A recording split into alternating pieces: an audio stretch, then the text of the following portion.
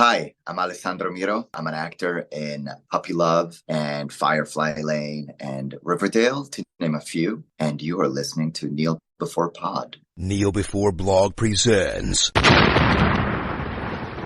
Kneel Before Pod.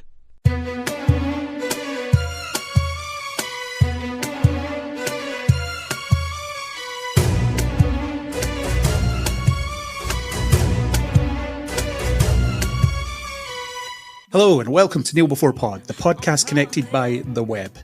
Some web, what kind of web, who knows? I'm your host Craig, and I've been haunted by a vision of this podcast about the new Spider-Man, not Spider-Man movie, Madam Web. To make my vision come true, I've kidnapped two other voices to force them to live out their destiny. We're in the woods, it's going to be great. First up is a man who has never researched spiders, whether that be in the Amazon or otherwise. It's Chris. Hello. Hello. I may have accidentally finished all the jerky, I'm sorry. You're just looking up books about spiders on Amazon. So that's how it works. That's how you research spiders in the Amazon.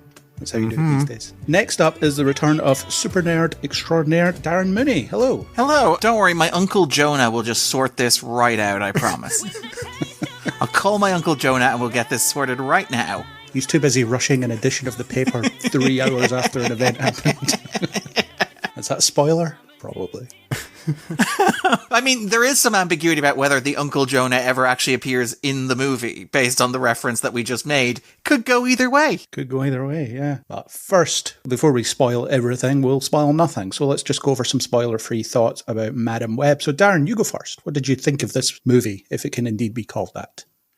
I had something of a bit of an existential crisis when I watched this movie. This did not screen for critics in Ireland. I believe it screened for press in the US. It screened for junket press in the UK. It did not screen for Irish critics, which led to a situation where the chief critic of our national newspaper, the Irish Times, noted that Sony had significantly bumped up their opening weekend box office by forcing critics to pay for it. Based on the box office results of Madam Web's opening weekend, a not insignificant number of the people who saw it must have been film critics. So because I am somebody who takes my job seriously, who treats the art form with the respect that it deserves, when Madam Web opened on Valentine's Day, I sauntered to the cinema all by my lonesome. And not only did I saunter to the cinema to watch Madam Web, I booked a double feature with Bob Marley, One Love, the Walk Hard-esque biopic of Bob Marley. And let me say, it was definitely an experience. I will say, Bob Marley, One Love is a movie that looks much better when you watch it directly after Madam Web, in that it is a functional movie that has a cohesive narrative, clear themes, and clear ideas. Madam Web is a disaster of a movie. It is a spectacular misfire in almost every way it is possible for a movie to misfire. It is a fascinating case study of where we are culturally in the IP boom cycle, where this is obviously, as the title suggests, part of the Sony Pictures universe of Marvel characters, or the SPUMM, if you will. That is their acronym, not mine. There's 3 acronyms, isn't there? There's SPUMM, there's Sony's universe of Marvel movies. Yeah, there's so many. I don't even know what they're calling this collective term. Appropriately enough, that perhaps tells you everything you need to know about the movie in question. We can't even decide what the name of the fictional universe that is going to be part of. But it is a movie that only makes sense when you view it through the prism of IP brand management. If you were to pick somebody off the street, take them in and show them this movie blind, it would make no sense to them whatsoever. Even if they knew the character of Spider-Man and the iconography of Spider-Man, there would be no way for somebody sitting in a theater watching this movie blind to make sense of the experience that had just happened to them. It is a mess of a movie, and it is not even a particularly entertaining mess. I don't think it's a movie that you can laugh along with. It, for me, has none of the energy of Morbius, and I'm using energy in an extremely loose term there, but like it has none of the campy, interesting subtext that underpins Morbius, that makes Morbius at least interesting as much as it is tedious. Madam Web is a prequel to a prelude to a prequel to a series of films, but we're not entirely sure which films they are, or whether they've already been released, or whether we may release them in the future. You get to the end of this movie and it feels like it is a commercial for what will be a commercial for the next Spider-Man movie, possibly. It is an exhausting and emotionally draining film. So yeah, I didn't like it, Craig, is the long and short of it. So what was your Barbenheimer-style connection there then? Madam Marley, I guess?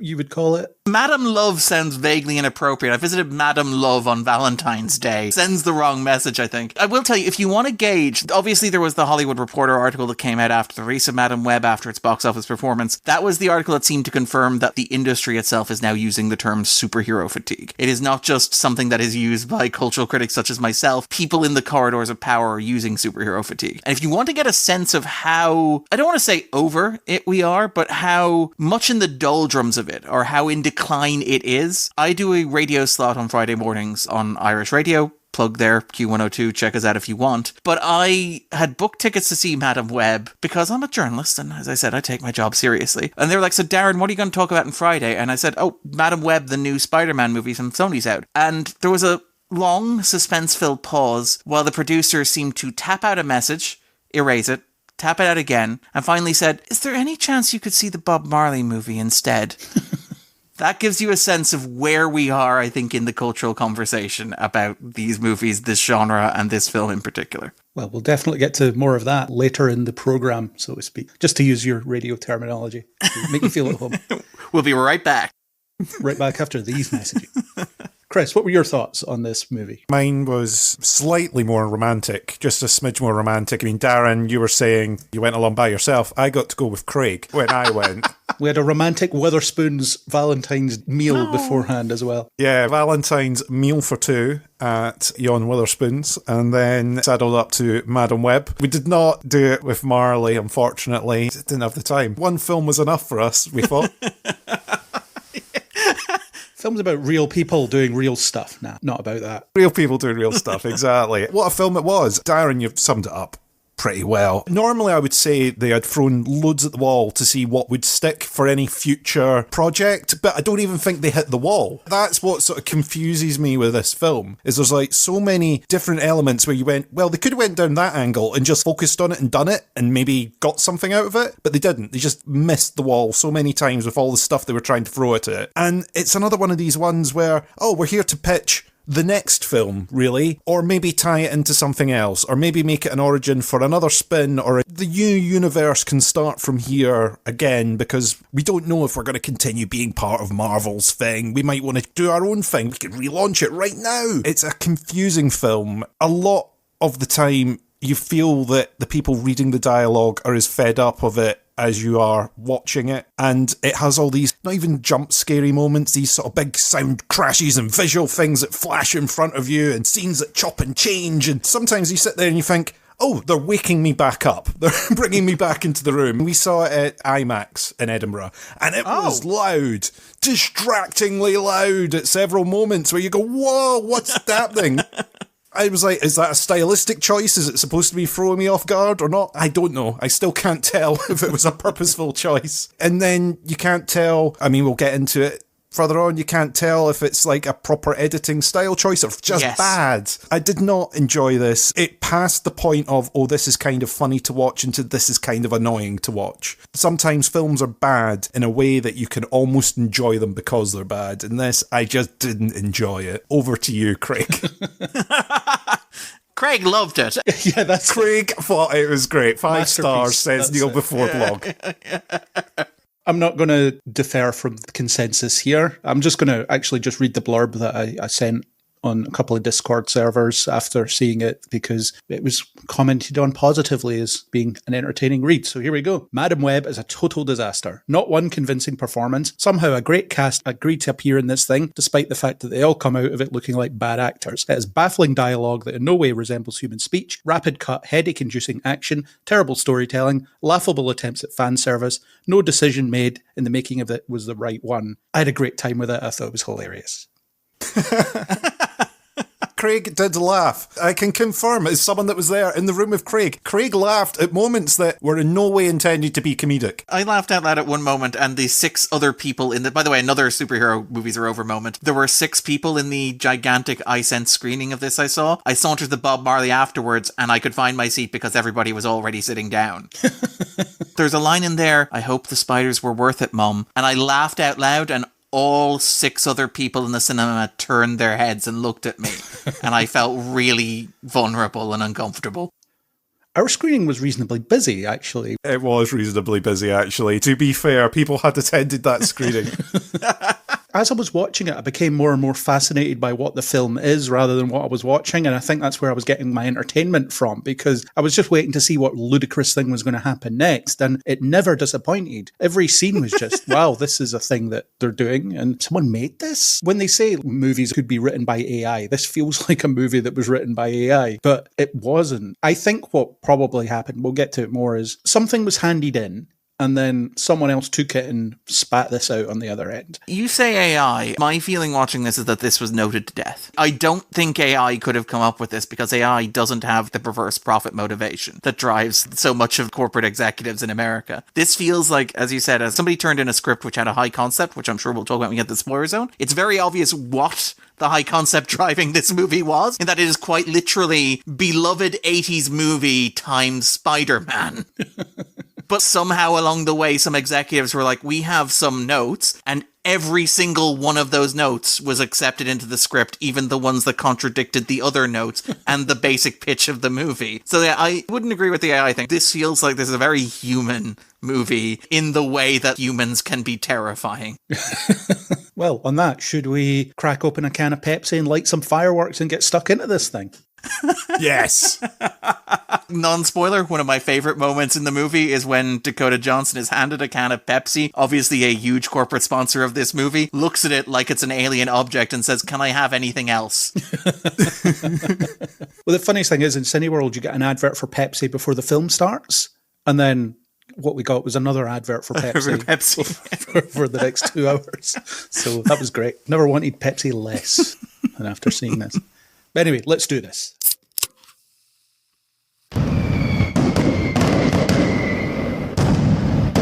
Okay, we are in the spoiler zone. Fantastic.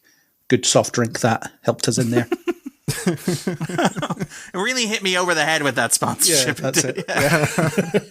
To death, some would say. Yeah. Doesn't she see the S drop in her vision, but it's the P that drops in reality? That's one of my notes. Yeah, okay. Oh, no. I didn't even spot that. Surely, no. But actually, the S falls past her when she's underwater as well. Ah, okay. All right. It's a bit like a Mission Impossible opening. That vision just shows you the rest of the film, pretty much, which I didn't catch the first time. Yes, I've seen it twice. That's what I do for podcasting. Craig is committed psychiatrically. I'm a measurable blip on the box office, being the only living being that's seen this film twice. And that includes the people that made it. So let's start by talking about characters, such as they are. And we should start with our lead, Cassandra, or Cassie Webb, played by Dakota Johnson. And one of my notes is there anything distinct or consistent about her? It's immediately strange that she doesn't like people, but she became a paramedic, a career that someone that doesn't like people probably wouldn't pursue. So why is she in this job? That was a question early on for me. I love that scene where she gets handed that drawing. It's like, thanks for saving my mother, or whatever it is. And she's like, what do I do with this? I don't know. Just say thanks. Have you never met people before? As somebody who has 2 doctors in his extended family, I think it is entirely possible for somebody to go into a healthcare profession while not understanding how human beings work psychologically.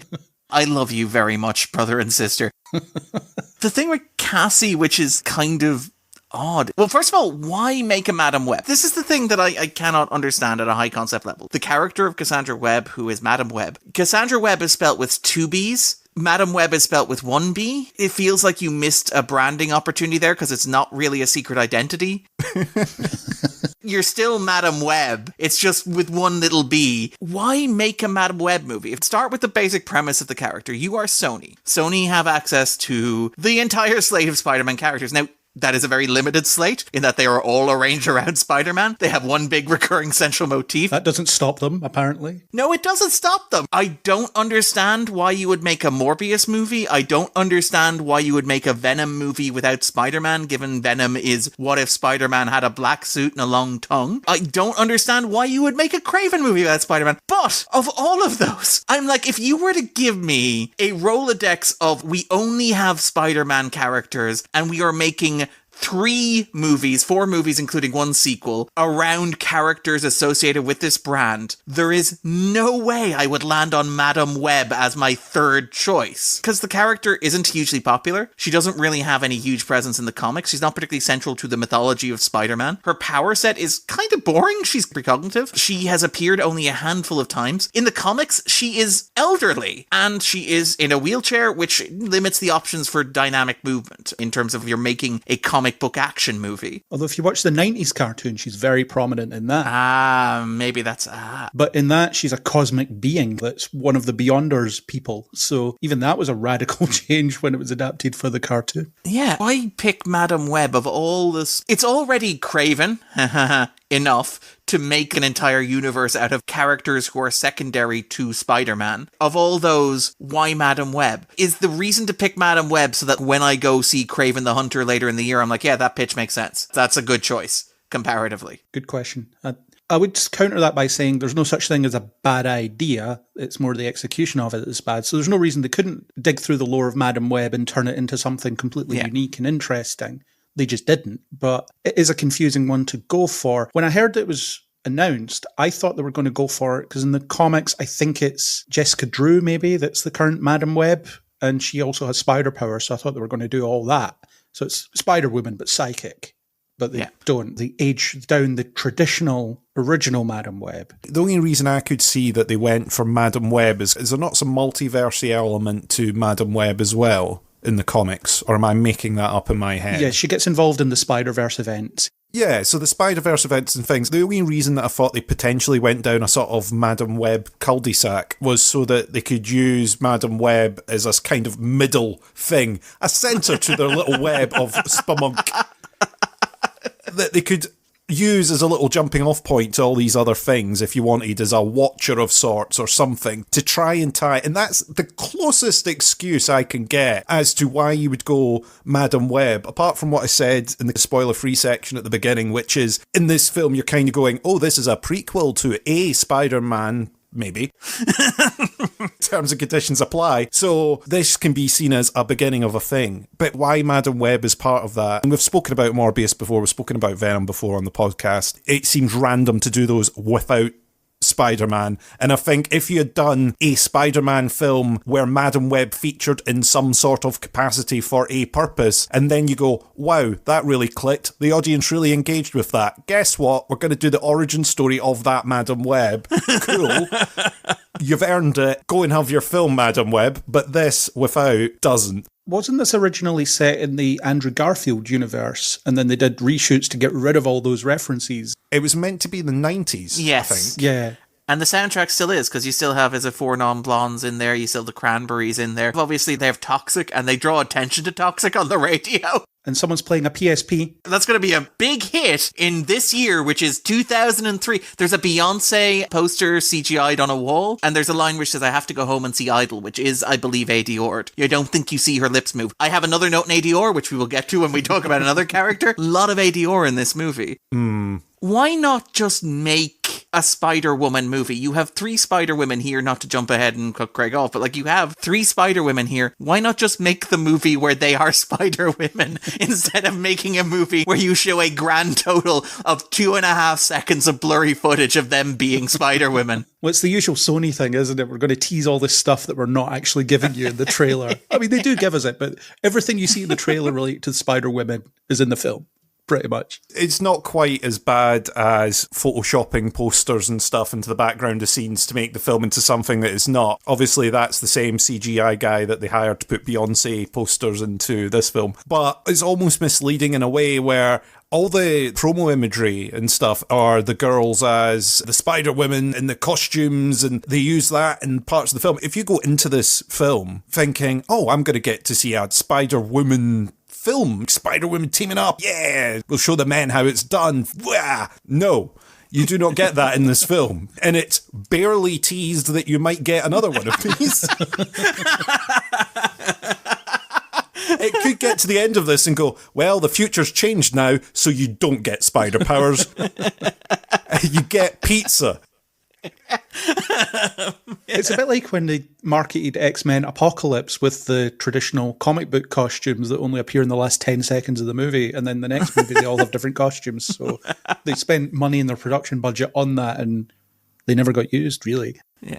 That was a bizarre choice. In another universe, it's just very strange. And in terms of Cassie as a character, I very rarely got a sense of who she is. It starts off doing the whole thing about, well, you don't seem to relate to people very well. And she's like, yeah, I don't, but I'm cool with that. And then in theory, she has an arc around letting people in, but she doesn't really, because she already has close friends. And it's that message of, you don't get along with people all that easily. You need to change that. And well, I don't get along with people that easily either. I don't feel like I need to change it at all. I don't want to go to work and befriend everyone there. I'm okay. I'm okay with my circle that I've built for myself. I don't need anything else. Craig is a paramedic in his spare time, we should note. Yeah, in my spare time. Yeah, I'm a superhero that saves lives in my spare time.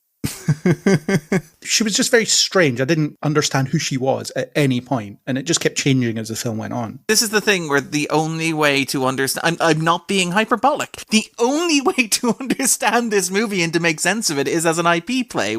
A lot of recent superhero projects and movies, I'm thinking in particular of The Flash from DC last year, I'm thinking arguably of the Marvels, I'm thinking certainly of Secret Invasion. They have the specter, as we mentioned, of superhero fatigue entering the atmosphere, and there's this sense of needing to justify the continued existence of the IP, both to the audience and presumably to the shareholders. So all these movies have arcs where it's like, well look, must there be a Superman? Yes, there must, because if there isn't, the entire world will die. We have to hire Henry Cavill, and we have to CGI all these other Supermen into this movie. Or Nick Fury, where it's like, maybe Samuel Jackson can stop being Nick Fury. Maybe we don't need the Marvel Cinematic Universe. No. We need the Marvel Cinematic Universe. What are you talking about? And here, you have in both directions, Cassie being incredibly skeptical of the IP being Spider-Man. In the past, her entire arc with her mother, where her mother goes off to the Amazon when she was looking for spiders and she died. She's looking for spiders, she dies, Cassie blames her for going to the Amazon, putting herself at risk while she was pregnant, and therefore not being around to protect her. I hope the spiders were worth it, Mom, is a line that actually appears in this movie, which feels very much like it's like, sod this mythology. I don't want to be part of this mythology about spiders biting people and getting magic powers. That IP doesn't interest me. I want my mom, I don't want a Spider-Man franchise. And then, of course, the other plot of this movie is she's surrounded with 3 kids, 3 future Spider-Women. Initially, she's like, I don't want to hang out with these 3 Spider-Women. I don't want to see the trailers for the next Spider-Man movie, thank you very much. That's just not what I'm interested in. But of course, in both cases, she eventually learns that she is wrong. And she should stop fighting the IP. And she needs to embrace that, yes, her mother is part of the Spider-Man shared universe. And yes, she's going to be the surrogate mother to 3 Spider-Women. And yes, her friend Ben Parker is going to be Uncle Ben. Ben can't wait to be an uncle is another actual quote that occurs in this movie to Spider-Man. Her role here is accepting that she is a passenger in the IP, that she has no real agency, that she has no real choice, that her own desires and wants and ambitions make no sense whatsoever outside of furthering the extension of the Spider-Man brand. And that is, I think, the only way that you can make sense of her motivations, her arc, her function, and her character textually, at the very least. I think Johnson is doing some stuff we may talk about separately, but I think if you are trying to explain Cassie, that's the only way, sitting in that chair in that cinema, I could make sense of it. And maybe I'm very cynical and tired. Do you remember when Peter Parker was just a random kid that got bitten by a spider and he got powers and he decided that he needed to help people? Remember that? Now he's part of this cosmic brand merging tapestry. Oh, we'll come back to that. All of this has happened before, and it shall happen again. Is the way that's delivered. The closest I could get to explaining Cassie, it didn't seem that she was unable to form relationships at work or anything like that. It was being around family occasions, being around a gaggle of women. It wasn't her comfort zone whatsoever, that family dynamic. And using the largest crowbar I can possibly find, the only way I could justify that is you're going, oh, she was in the foster system and didn't have that same family dynamic. And okay, the film does not particularly show or explain or go into any way of doing that, but it's the closest in my head that I could draw lines between things and go, it's not the fact that she just can't relate to anyone, it's the fact that she can't get that family thing. She's been invited to a baby shower, she doesn't want to do that kind of thing. If she was getting told, we're going to the pub for a beer, she would be like, okay. But being told you're going to a baby shower is like, no. For a Pepsi. Or a Pepsi. Getting given a Pepsi instead of the beer. She's like, oh no. That's as close as I could get to crowbar it in. She doesn't form relationships with the girls because she didn't have that kind of childhood either, and is not relating to them in this weird circumstance that they all get brought together in the first place. And it doesn't do tons by the end to go, oh, well, they've all been brought together in this development. I've now gotten over my worry about hanging out with people. I now hang out with these three girls I've strangely adopted through a series of circumstances where one parent got trapped in a well, the other one's car's broken down somewhere else. I forget all the excuses for the parents not being anywhere near, or any other family members whatsoever. I'm just going to put my hands up and say that if your teenage daughter goes to live with a woman who calls herself Madam Webb, that's a social services case waiting to happen. This isn't a nice brownstone in New York City. How did she afford that? Oh, God. It's another question. The thing is, as a parent, you would go, how do you spell that? And they'd go, it's W-E-B-B. 2 B's. Oh, well, that's not suspicious at all. That's all right. If it was 1 B, then I'd be like, that's a bit weird. That's a bit fishy. But 2 B's, that's fine. The disheartening thing is that Cassie can never be president because she wasn't born in the United States. She was born in a cave in Peru. That's the disappointing thing. That's the depressing thing. There's a character arc they can never do. That's it. President Webb. They can't President do it. Webb. That was going to be film 4, but they can't do it now. Oh, well, what a shame. That baby shower scene was, well, one of the many baffling points, because what you had was Ben was like, yeah, they're roping you into all these games, and Ben seems like the most human character in the film, as in some of the things he says make sense as human speech. Only some of them. But you'd think he would say to his sister-in-law, maybe don't invite Cassie in because she didn't have a great childhood in that respect and will probably be really weird about it. So you probably don't want her in your games. And then it happens. Yeah, people that are holding family events, allow people to say no to your awkward shenanigans. Some of us do not want to be involved. I don't want to be there. It's fine. Yeah.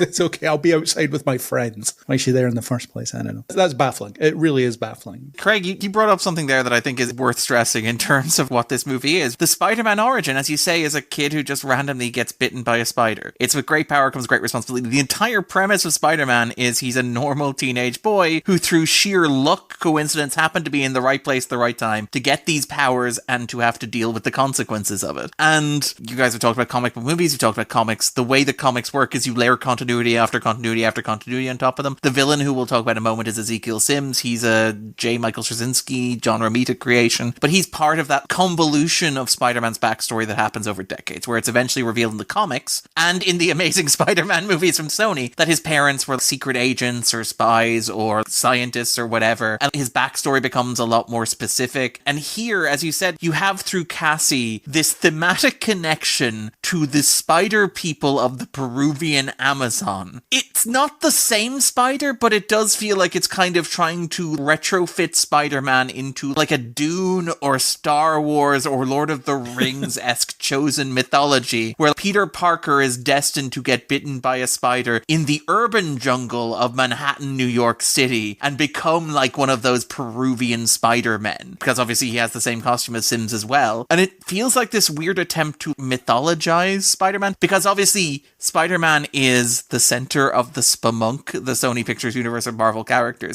Even though he's not in it. That's the thing. He is the absent center. He is the Messiah. He is the silhouette, the shape that is absent from the center of the web, and everything must array itself around him. Venom still looks like Spider-Man, even though he has never met Spider-Man. Morbius hangs out with Vulture, who fought Spider-Man in Spider-Man Homecoming, but doesn't appear to be in the same universe. Kraven the Hunter is probably never going to hunt Spider-Man, but they all have this missing piece at the center, which lends it this weird sort of religious symbolism, where it's kind of like Spider-Man is the prince who is promised. Everybody in this universe, which is arranged around Spider-Man, is waiting for Spider-Man to arrive. So this teenager from Queens, whose entire shtick is that he's not Captain America or Iron Man or Thor, he's just a kid has become this kind of messiah-esque figure where Madam Web is like the Spider-Man nativity story. Madam Web is John the Baptist. She's the one who foresees the coming of the Spider-Man. And as Craig pointed out, the paradox that somehow while doing this, they cannot mention Spider-Man. They can't even mention Peter Parker. So the movie cannot acknowledge the prophet that Cassandra Webb is serving to welcome into the world. It's such a fascinating mess of contradictions that goes against everything that makes Spider-Man interesting as a character, but also being a universe built around him. It is insane. My head is struggling to contain all of these ideas. I don't get how they can get so close to that line, though. That's what just throws the entire thing out. You've got a Ben Parker who's going to be an uncle, all the relations around the whole thing, but you still can't mention him by name. And they have the IP, right? Yeah, you would understand this if this was Sony trying to put something that was in the MCU that they did not have the permissions to use. Whatever you do, you cannot say the name Tony Stark. You're allowed to use anything else that you own in your toy box, but you cannot say Tony Stark. Right, okay, fine. We'll go as close to the line as we possibly can without saying Tony Stark. Fine. But this, they own Peter Parker. They can say Peter Parker as many times as they want. They can put pictures of Peter Parker anywhere. They can have all his family, all his relations, everything. They've got a whole lot. And they don't do it. How not? How can you go and do this entire thing, the nativity story, and in the end you never call him Jesus? How do you do it? The bit where Mary Parker says, and his name is, and the balloon pops. Yeah. And you're like, okay, well, they're going to eventually. Not even at meet. And no. We're done now. We're not doing that. We're not going to commit. This might not be set in the Spider-Man universe. We'll let the audience make their own mind up at the end of the film. That will be the mystery. Is this actually in the Spider-Man universe? Although at least Peter Parker does actually appear in this film, unlike any other SPUMM movie. Apart from Venom 2, I guess, where there's a picture of him in a post-credit scene. Yeah, but does he appear for longer in this film? Has someone got a stopwatch, Craig? You need to go for a third time with your stopwatch. It's probably about the same. I don't know. I'm not here for probablys, Craig. I need hard facts and numbers. Isn't the rumor that they had an Andrew Garfield cameo prepared for this, and they had a Tom Holland cameo considered for this as well? Oh, probably. It's like Ben Affleck being in DC movies. Oh, in Aquaman, yeah. Yeah. I'm thinking more of like a How I Met Your Mother style thing. Hey kids, did I ever tell you about the day I was born? To tell you about that, in fact, let's go back to the 70s, because the real story starts there. But you only shoot them from the back of the head, so it's up to the audience whether or not it's Tom Holland or Andrew Garfield. Is it Tom Holland? Is it Andrew Garfield? Is it Tobey Maguire? Who knows? And the shock reveal is it's Tobey Maguire. And they probably asked Andrew Garfield, and he was like, no, I'm not doing this. I'm not going through that again. I'm not doing press tours for other films where I get asked if I'm in this Spider-Man movie again. Can't do it. No thanks. It was hell. The story you're referring to with Ezekiel and so on from the Straczynski run was to do with animal totems or some nonsense like that. It was Spider-Man is the human embodiment of the spider totem, and that explains why a lot of his villains are animal themed, because there's some kind of cosmic force drawing that in. All the animals like rhinos, vultures, goblins, electros, all the animals. All the animals. Also, all those people that, because it's the comics, not the films, had never met Peter Parker before they became villains. They all became villains as a result of other circumstances, but sure, they're drawn to him through destiny or nonsense like that. That was a point in the comics where I was checking out because I was like, nah, this is not Spider-Man anymore. Craig, you had to stay for the sequence where it was revealed that Gwen Stacy had love children with Norman Osborn. Oh, I've read that. I like that you're like, no, I was checked out in the Spider Totem, but the Gwen Stacy, Norman Osborn kids, I was entirely on board with. One More Day was the breaking point for me. That was the next thing I was going to go to. The one where Spider-Man sells his marriage to the devil in order to save Aunt May. Listeners who are not familiar with Spider-Man comics, that is not an exaggeration. Although No Way Home is kind of an adaptation of One More Day. Kind of. Kind of. With one major, well, not with one major, but with several major revisions to the core concept, yes. Both stories end with Peter Parker having his identity magically erased from the world. Yes. That's basically where the similarities end. Actually. Spoilers for No Way Home and the comics. And the comics. And let me just pass you that massive crowbar I was using earlier on, Craig. I'll let you use that. One concerning issue that comes from this in relation to Spider-Man is, if he's ever going to exist in this universe, does that not make his costume really dodgy cultural appropriation? Because he's wearing what these natives wear in the Peruvian Amazon. Well, is he? Craig, you are the expert. You have seen this as many times as myself and Chris combined, to be clear.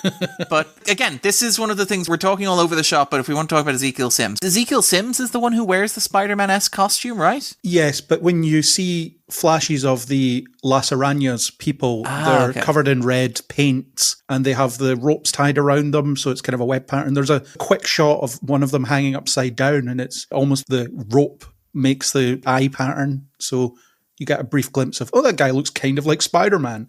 I don't know. I think it's more likely that he just stole a serial killer's motif. I think it's much more likely that Spider-Man is just swinging around New York City cosplaying like Ted Bundy. That seems much more likely in the grand scheme of things. Good luck getting away from the public calling you Ceiling Man, because you're never going to beat that. It doesn't matter how much branding you try and do. They've already branded you. He'll be walking on the ground. People will be like, what's Ceiling Man doing walking on the ground?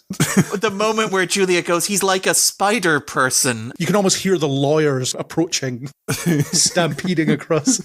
We've got one alteration we want to make to that sentence, Sydney, before you say it. And we'll talk about Sims in a moment, because obviously there is a lot to talk about with Sims. But the weird thing is, why does he have the costume? There's a sequence where he's introduced walking through the subway barefoot. That's the image of him from the Romita run. Romita draws him wearing a business suit with his feet on the ground. The idea is that he's adapted to the urban environment. He's connected to the city in a very literal, physical way. Not a villain in the comics either. No, he's kind of a mentor figure. But the idea is that he is an animal totem figure who has adapted to the urban environment. So he dresses like he works in the city, but his feet are like an animal. They're naked. They're kind of around. But in this, it is never explained why he does that. So it looks like he may be doing that to allow him to stick to surfaces. So why in the name of goodness does he dress himself in an all-black onesie? Particularly in a universe that doesn't seem to have superheroes yet? One of my theories is that the spider villain and Ezekiel were once conceived as two different characters, because you do have this weird distinction of, you have scenes with Ezekiel not in costume,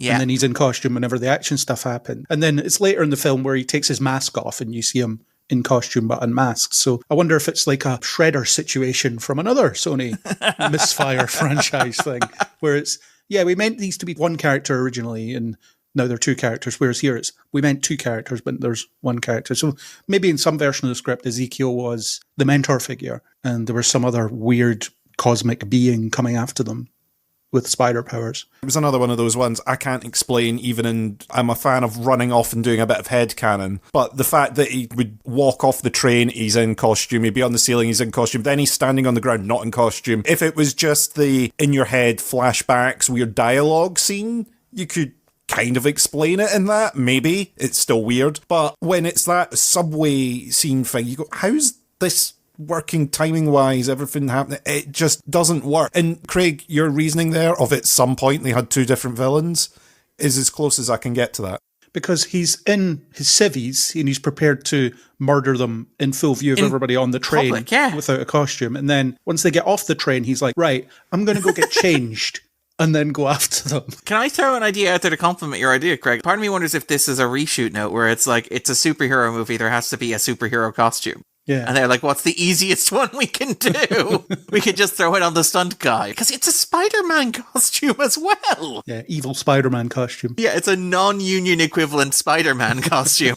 Yeah. Well, we're talking about Ezekiel, so we'll just keep talking about him. Yeah. We don't have to talk in order of the agenda. This film doesn't make any logical structural sense, so why should this podcast? So yeah, Ezekiel, again, another strange character. I'd be willing to bet that all of his dialogue was ADR'd. Not a single line sounds natural. You see his lips move twice. I was counting the first time I watched it. You can see his lips move on screen while he's saying things precisely twice. And it is very obvious that even in those scenes, he is not saying the words that you are hearing. To be fair to the guy, he doesn't mess around. He doesn't fill any conversations with irrelevant small talk. He's straight in there to the point. With the exposition. He has this one night stand and it's a bad dream. He's like, no, I just had a vision of my death and I know it's going to come true. And by the way, I need your NSA secrets because I know you have them. I'm going to poison you now. And you tell me your password and I'll stop the poison. Oh, look, you've told me your password. I'm not going to stop the poison. And it takes exactly as long as Craig has taken to summarize it. There's no dressing around that plotting. And then later on, there's the reminder where he's like, every hour brings me closer to my fate or whatever. Why haven't you found them yet, girl in the chair? Girl from Girls in the Chair. Yeah. He's introduced walking to the opera house in a tuxedo, and he meets the woman, and in the one bit of personality that anybody in this movie ever shows, she drops her program and he picks it up to hand it back to her, and then flirtingly whips it away from her, and then teasingly smiles at her, and you're like, wow, Tahir Rahim, he's a really charismatic performer. I'm really looking forward to how they use this energy over the next hour and 40 minutes I'm going to spend with this character. And it's like, nope, I hope you enjoyed it because that's all you're going to get. In his vision of the future that's not going to come true, it's a fake vision so that Cassie can achieve her destiny. The logic of the vision doesn't make sense as well. Why did the 3 Spider Women decide to break into his house and throw him off a roof? What possibly could you have done to provoke these 3 Spider Women? You murdering psychopath. Not 1, not 2, but 3 Spider Women. 3 Spider Women have come after you. You've obviously done something bad. What are you going to do to remedy that? No, I'm going to kill the 3 people that are going to try and come and kill me for reasons. I'm going to commit several murders in order just to find out who these murderers are that are going to kill me. Or I could do what my comic counterpart did and lock them in a vault underground because I have lots of money. That's what he did in the comics. I mean, if you play out logic used in different shows, you go, well, I was murdered in that apartment. I'll buy a different apartment. Up yours. Take that. Oh, it shows me being killed in America. I'm moving. I'm off to Canada, bitches. I hear Monte Carlo's nice and I'm rich, so I'm fitting right in. I am rolling in it. I am going to live in a submarine. Good luck, spider people. The standard logic of a movie like this, or a time travel plot, or a prophecy plot like this, is him trying to prevent it causes it to happen. So you're waiting throughout the movie for a sequence where, as you said, he attempts to murder these 3 women, so they proactively defend themselves and kill him, which therefore fulfills his vision. But instead, the movie never explains the context of the vision. It never explains what he is doing that caused them to want to kill him in this future. And instead has him killed by Madam Web 10 to 15 to 20 years earlier than he was supposed to be, which means that the death that he saw never happened at all. Time travel logic is obviously, it makes no sense. There are any number of lows you can follow, but Madam Web doesn't even try to do anything knowing or winking or clever with it. It's just, no, he saw himself being murdered by these 3 women, now he's murdered by this other woman, the end, story over, done. Congratulations, you managed to prevent that from happening. But in doing so... I mean, in a very real sense, the villain wins here, right? Well, he achieves his goal, just not the way he thought he was going to. You make such a good point, Darren. The normal thing is, oh, well, in trying to avoid it, they never would have got spider powers, or they never would have met each other had I not stepped in the middle and caused all of them to come together. Therefore, I brought about my demand. But it doesn't do it.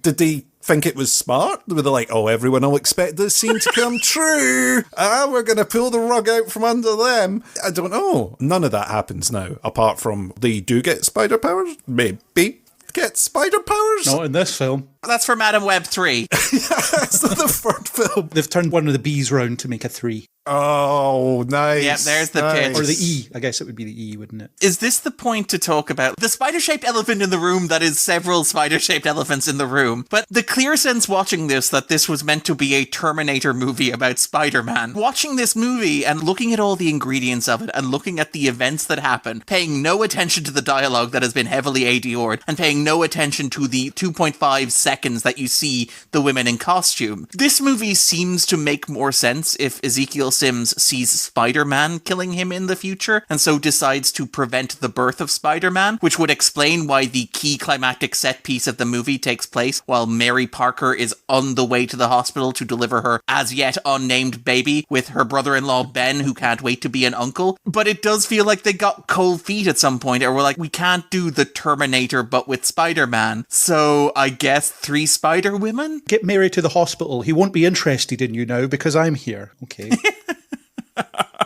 Also, other people died in that car when the grenade went off, probably. So there's a cost here. Are your lives more important than theirs, apparently? Well, they're not connected to the brand. Are they holding up a shared universe of Sony Pictures Marvel characters, Craig? Their lives are not as valuable. The shareholders don't care. The helicopter pilot as well, he died. Poor guy. I was just going to give Darren a bit of credit for the Terminator thing. I hadn't quite clicked on that. That's the first time I've heard that. I like that, as that's what it could have been. The closest other thing that someone said was kind of Brightburn, but Spider-Man, which isn't close enough for this. But Terminator, that was almost the strongest element for me. Craig knows I hate horror and I hate all that sort of stuff. It would not be for me 100%. But the idea of Spider-Man, but evil and after you, is kind of a good concept of a film. Also called Venom. Yeah. We're never going to get that Venom film where he's stalking Peter Parker in his personal life. We're just never going to get it. No. It's never going to happen. And I'm upset about it every day. That's $1 billion in the bank. You lean into the Twilight-ness of, say, the Amazing Spider-Man movies, and you make Andrew Garfield the ex-boyfriend character for Venom. And you have him come between Eddie and Venom, because the Venom movies are a buddy thing. That's how you spice up the relationship. You basically have the climax of Venom 2 be the ex-boyfriend shows up, and it's Andrew Garfield as Spider-Man, and that's $1 billion in the bank for Venom 3. Yeah, but they're not going to do it. No, they will never do that. The Terminator thing, you probably didn't see it, Chris, because the chase isn't consistent. It just comes and goes. But there are some beats that are lifted directly from Terminator, such as they hide out in a motel, which, granted, is a pretty standard hiding place when you're on the run. But how they manage to avoid showing up on cameras while they're doing it. Oh, don't. That wound me up. Something rotten. What's her name was having a coffee break at the time and wasn't watching the screens. While an entire foreign trip happened, presumably flights and crossing borders and all that went unnoticed by the NSA's super duper tracking system. Chris, this takes place in 2003. There is no reason whatsoever the US government would be paying particularly close attention to international air travel at that time. No reason whatsoever. Nothing would have happened in recent... Yeah, no. I remember 2003 myself. You could walk out onto an airfield unaccosted. But her in the chair, there would be record of a ticket being bought and paying for airport parking to park her stolen, dinged-up taxi that she drives when she comes back. There's a Spider-Man-shaped dent in the cover of the taxi. It also has no license plate. That's a Terminator reference as well, because that's exactly what the Terminator does to get into the police station.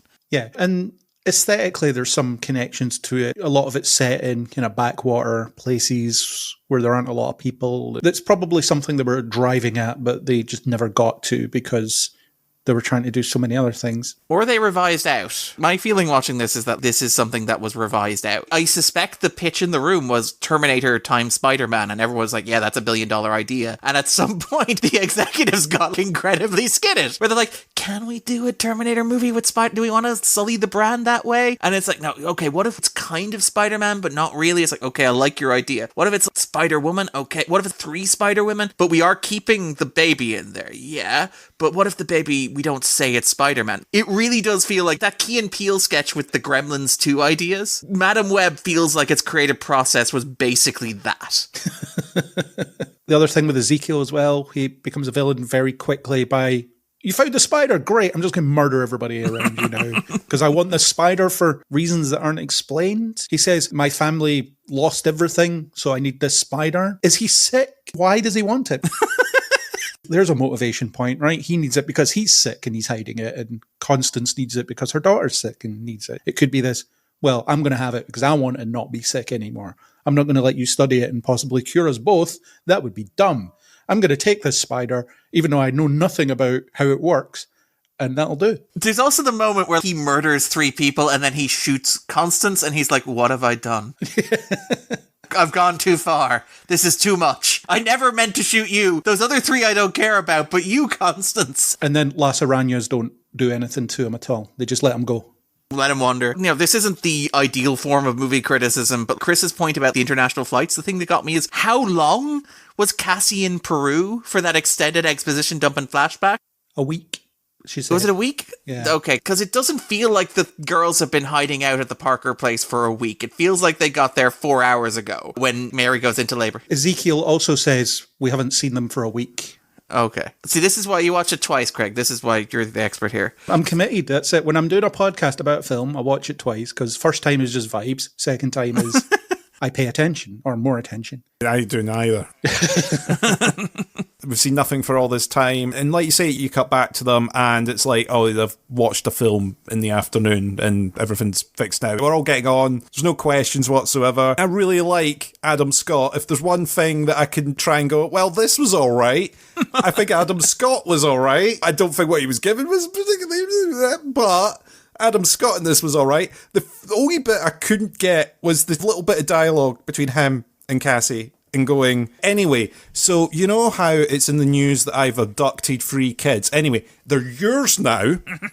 I'm going to go off and do something for my self-healing process. You just take care of these and keep them off of cameras, hide them under a blanket, something. Just hide out, as you normally would do if I just handed you randomly 3 kids that I have abducted. You know the way your sister-in-law is pregnant and how she probably wants a bit of excitement around the house, a little bit of unpredictability, maybe some danger brought into her immediate environment? She'd love it. It'd be great. Think of it as practice. Tell her that's what she gets for forcing me to play those stupid baby shower games. That's how vindictive Cassie is. This is what kids turn into. Babies grow up and become these 3. Learn now. And then Ben gets to Mary's house and says, hi, Mary, I brought these 3 teenagers.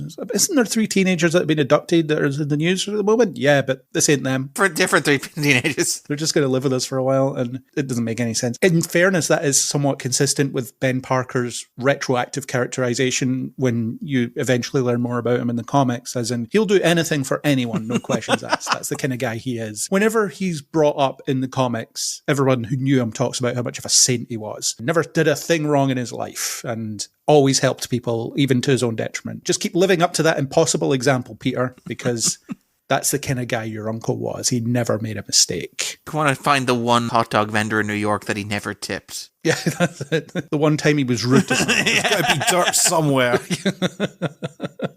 Dig up the dirt on Ben Parker. Got to be somewhere. That was another name that's not allowed to be said. You're not allowed to say May for some reason. Yeah, he does have a partner he's very serious about. Yeah, I've met someone. What's her name? Doesn't say anything. Oh, it's serious. Does he only not tell her the names of people he's seeing that aren't serious? Again, that does feel like it's a could we get away with a Marissa Tomei cameo? It does feel like at some point some executive was like, but we can get Marissa Tomei to appear in this, right? I don't know about it, but we can try. Do you think there was a post-credit scene in this originally that was going to be something like that? Like it would be Ben coming home to family or coming to visit Mary, introducing his girlfriend, May, and it's Marissa Tomei. Maybe. There'd be a bit of an age difference there, wouldn't there? Well, Marissa Tomei, not to get shallow and not to be kind of pervy on the pot, she looks fairly good. She could pull it off. Wasn't that the big thing when she was cast as May, was that she looked too young, so to speak? But it's the same actual real-life age difference that Peter Parker and May Parker had in the comics, 50s to 15. Yeah. But clearly Steve Ditko had never seen a 50-year-old woman before, so drew her as if she was 90. May had a very hard life. She was no Uncle Ben. Well, even he looked 90 as well. I don't know. What's her name? The actress that played her in Rosemary Harris, that's it. Rosemary Harris, yes, in the Raimi. She's still alive, isn't she? Get her in. Oh, just have Adam Scott introduce Rosemary Harris as his girlfriend. Like, drag me to hell, yeah. Play it completely straight. Don't draw attention to it. Just act like it's the most normal thing in the world. This is my girlfriend, May. She's like, hi. Do they have a wig on her at least? A very unconvincing wig. Completely as she is. I want to see that post-credits thing. It would be the least strange thing that happens in the film. I would maybe rewatch this film if I knew that was going to be the post-credits thing. They went through the Aunt May, so they started with Marissa Tomei. She laughed at their face, and then they tried Sally Field, and she said, I'm not going near Spider-Man anything ever again. And then Rosemary Harris, she's like, well, I can't manage the stairs, but okay. I'll have to be on the ground floor. And I'm in a wheelchair now. I don't know if she is, but that would be even funnier. He just wheels her in. There she is. It'd be absolutely great. But anyway, Ezekiel. There's really not much to say about him. He's a flat murderer, and he only has one scene with Cassie, which is a vision, which doesn't make sense. So he can enter her visions now, for some reason. And he gets defeated through the power of Pepsi. Yeah, he just gets crushed by a giant pea. Taken out by pea. Can we talk about that scene for a second, since you brought it up?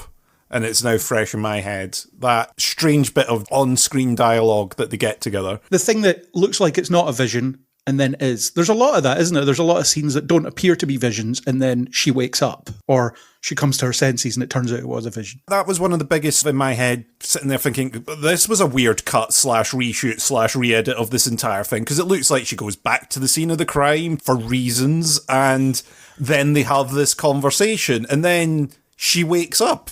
And you're like, did she go? Did she then go back and fall asleep and we've now cut time? No, they just had this weird Vision Quest dialogue where she spoke to herself in her head, or him, but not. It was like, we need her to be told this exposition, but we've found no other way to make this make sense, therefore it's now some sort of weird vision that she gets and it'll pan out in the wash. It was one of those scenes that just really didn't work for me. Does he not appear in costume partway through that as well? Probably. Or am I now really making that up? Thing is, if they wanted to have them have a chat in the diner that was a vision, then why do you show her picking up her keys, leaving the motel room, locking the door, walking away, driving to the diner? Can you just cut to the diner?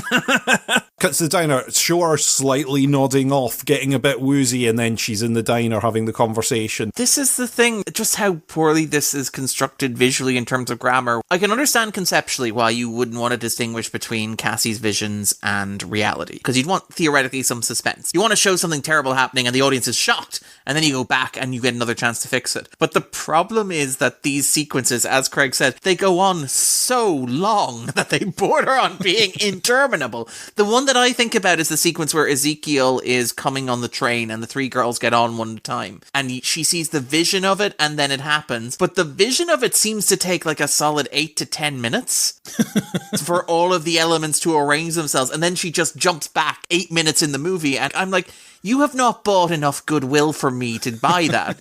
If you're gonna have her show visions, make them surreal, make them abstract, make them visually interesting and engaging to me. Just visually make it fun for me to watch, rather than have me go, wait, is this a flashback? As you said, is this a dream? Is this a memory? Is this a conversation where she has returned to the diner that has mysteriously been refurbished, apparently, in the several hours since she drove a taxi into it? This visual storytelling here is not great, unfortunately. Yeah.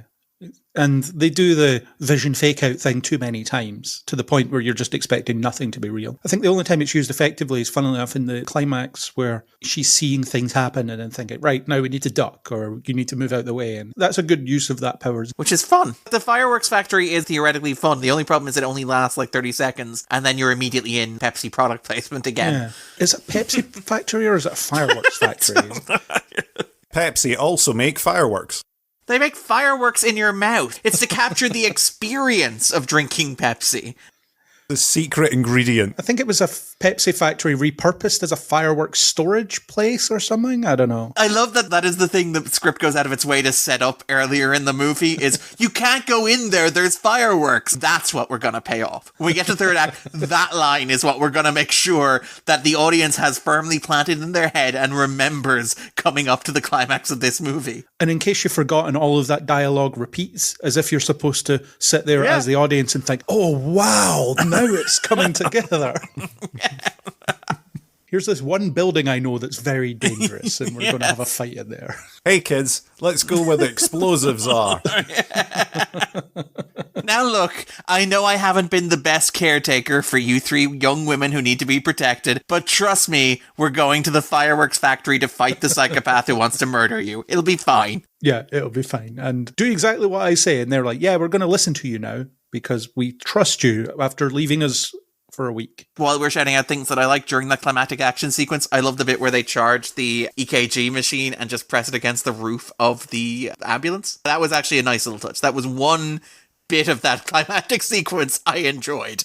And it was the, don't touch the sides, and then they immediately lean against the sides of the ambulance. I'm a pig searching for truffles, Craig. I'm not going to criticize too much when I find.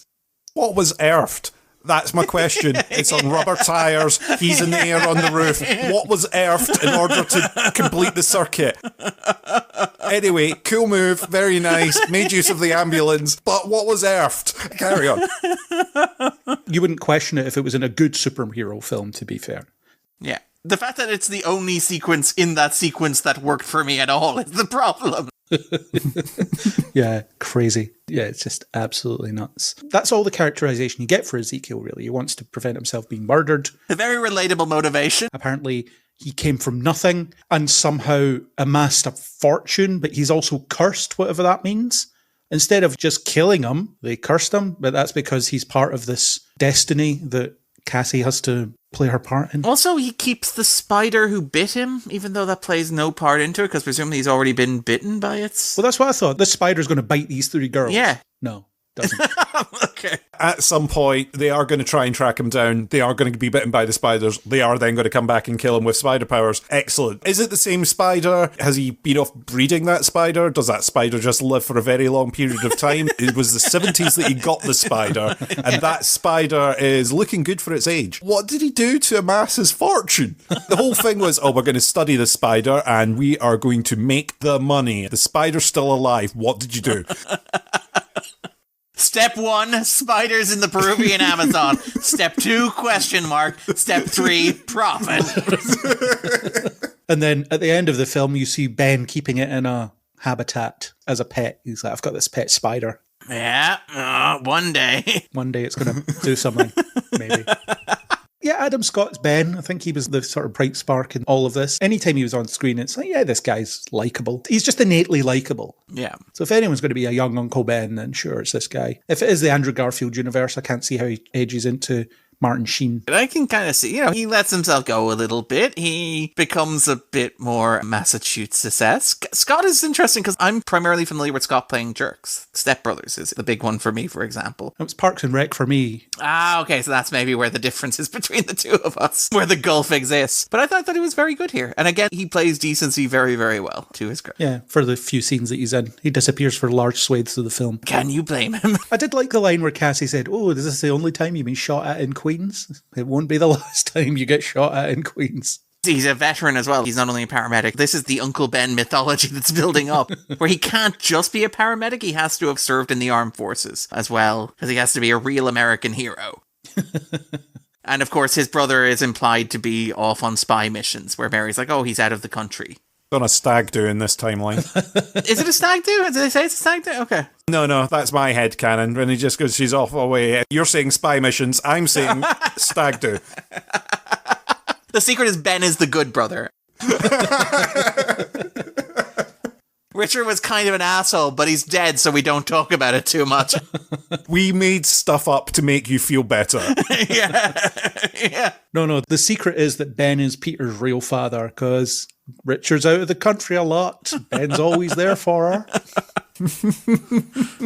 Scandal. There's the dirt on him. That is why you would be the J. Michael Straczynski of the 21st century there, or I suppose actually he did right in the early 2000s, of the 2020s. That's my big twist. Daddy Ben. Why not? Another question is, how did they get Emma Roberts to appear in this for 3 thankless scenes? I imagine the pitch was you play Spider-Man's mom. They just didn't tell her that they're never going to mention that it's Spider-Man. Oh my god, that is it. You say we're making a Terminator Spider-Man movie and you're Sarah Connor. That is exactly the pitch. It's evil, but it's exactly the pitch. It just makes sense if that's the pitch where you do these things. But we've spoken about the SPUMM before, where we've questioned, how do you get these actors to appear in these things? Who has the blackmail account at Sony who is able to get all these people to appear in these films? Because there must be something they are seeing that we are not. They're dangling their families over a volcano. And we will drop them in if you do not sign on to this film. I mean, they're being taken out for one hell of a lavish dinner and several drinks and then being presented with the check to sign. At the end, I really question it. Because you do look and go, you're really good. Why did you pick this? And especially now that these films have come out, right? So we know what they're producing when they make the SPUMM films. So it's not that you can pretend that, this one, ignore all the other ones, this one is the one.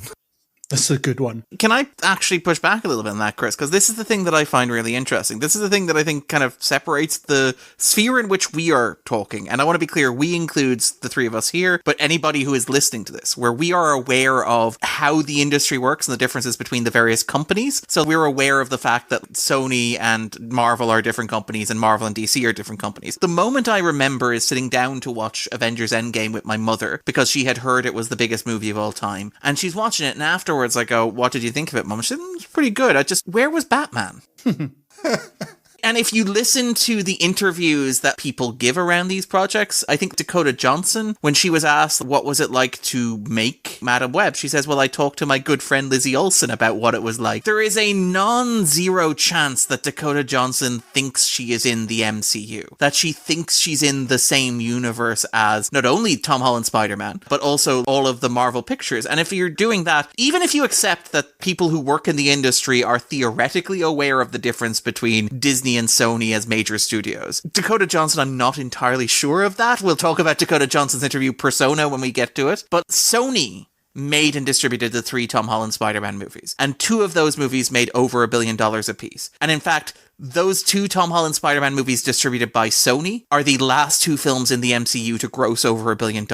Keeping in mind that you, myself, and Craig are very much on the bleeding edge of paying attention to the finer details of all this, if you are somebody who is sitting down for a meeting in town and you don't care about superhero continuity that much, if you're Emma Roberts, it's like, yeah, Sony, you know the way that they have those Spider-Man movies? Like, yeah, I love those movies. The last 2 made over $1 billion.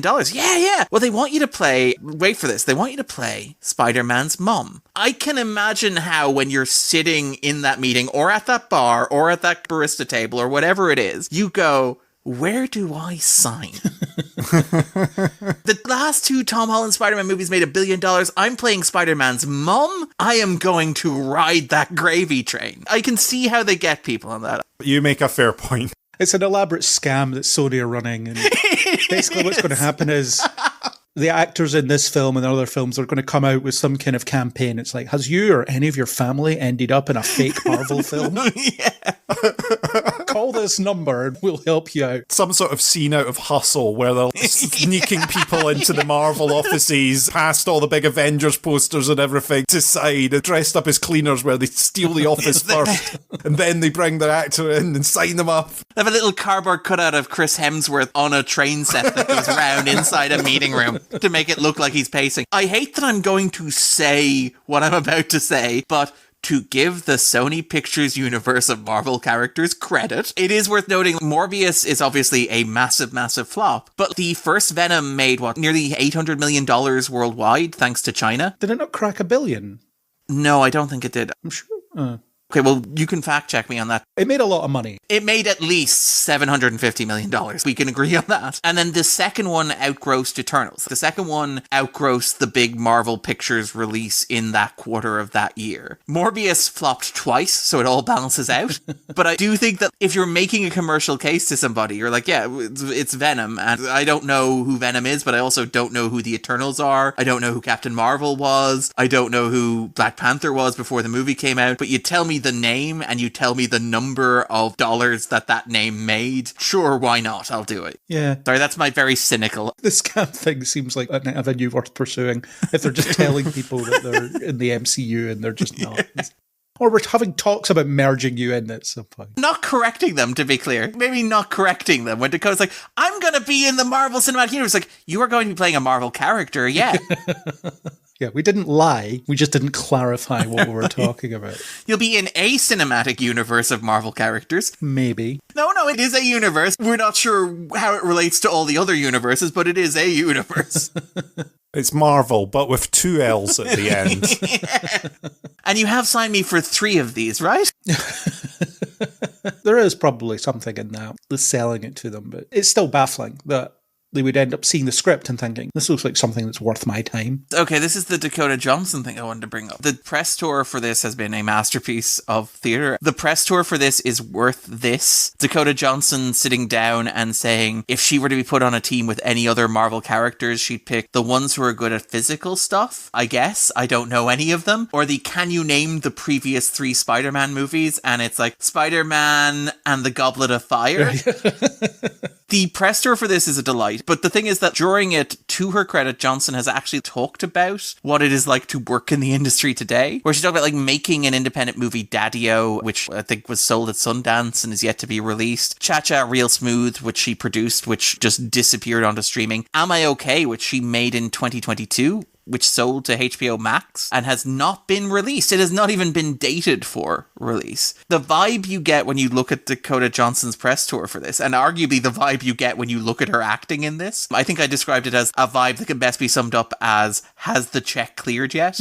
But this idea of Dakota Johnson being like, well, look, I am trying to be an indie actor. I am trying to support directors and projects that I care about. I am doing all of this work. And not only is it not being noticed, not only is it not getting great reviews, but it's not even being seen. It's not possible to watch a movie I made 2 or 3 years ago. So of course, when somebody offers me a blockbuster role, I'll take whatever it is because that's the only thing that there seems to be. Johnson's talked about not really enjoying making this, where she's like, they yell the word explosion at you and you have to pretend there's an explosion while you're locked in a blue box. I don't know how you do that. I do think it's a reflection of the industry being where it is. Do we think Emma Roberts, for her 3-scene role as Mary Parker, probably got paid more for this than she got paid for, say, Nerve, for example, or any other of her big projects? American Horror Story, maybe?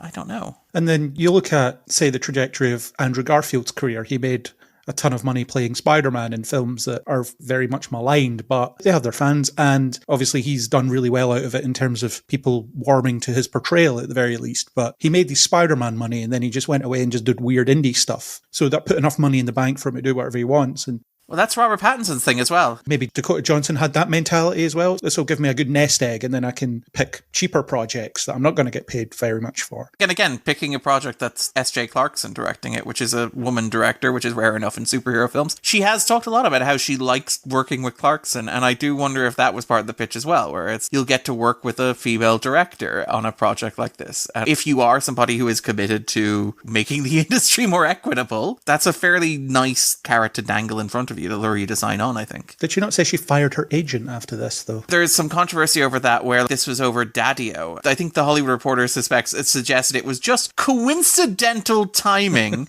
but the agency that she had moved to was also repping the film Daddy-O, which is, I believe, the taxi cab movie she made with Sean Penn. But yeah, basically she did part ways with her agency the week after the trailer for this release, which is very funny to imagine the conversation as that happened. Yeah, this is going to suck. You're fired. You told me this was an MCU film. You're fired. To be clear, she has not seen the trailer because have you seen that wonderful interview where the guy from the Huffington Post tries to press her on he was with my mother in the Amazon when she was looking for spiders before she died. He's like, have you seen that? No. Have you seen any of the internet reaction to it? No. Well, it's gone kind of viral. And it's like, oh, why has it gone viral?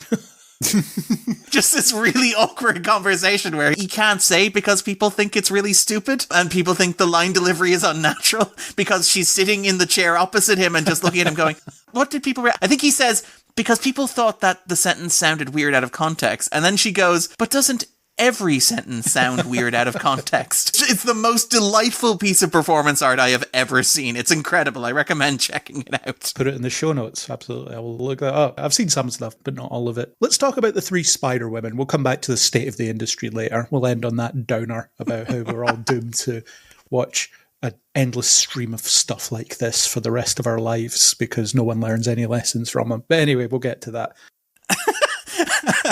On a positive note, the 3 Spider Women, I've summed them up as having one main character trait each because that's all they have. So you have Julia Cornwall, who is supposed to be Julia Carpenter, which I presume is her mother's name. It's not said in the film, though. I don't know if there was some cut reveal of her real surname at some point in the film. I suspect there must have been. For all the Julia Carpenter fans in the audience going, yeah, we're back, baby. Are we going to get that Iron Man Force Works film with her in it? No, not going to happen. That moment where she goes visit her father's estate after he dies and collect the will. It's like, you should use your birth surname. It's very sweet. Carpenter.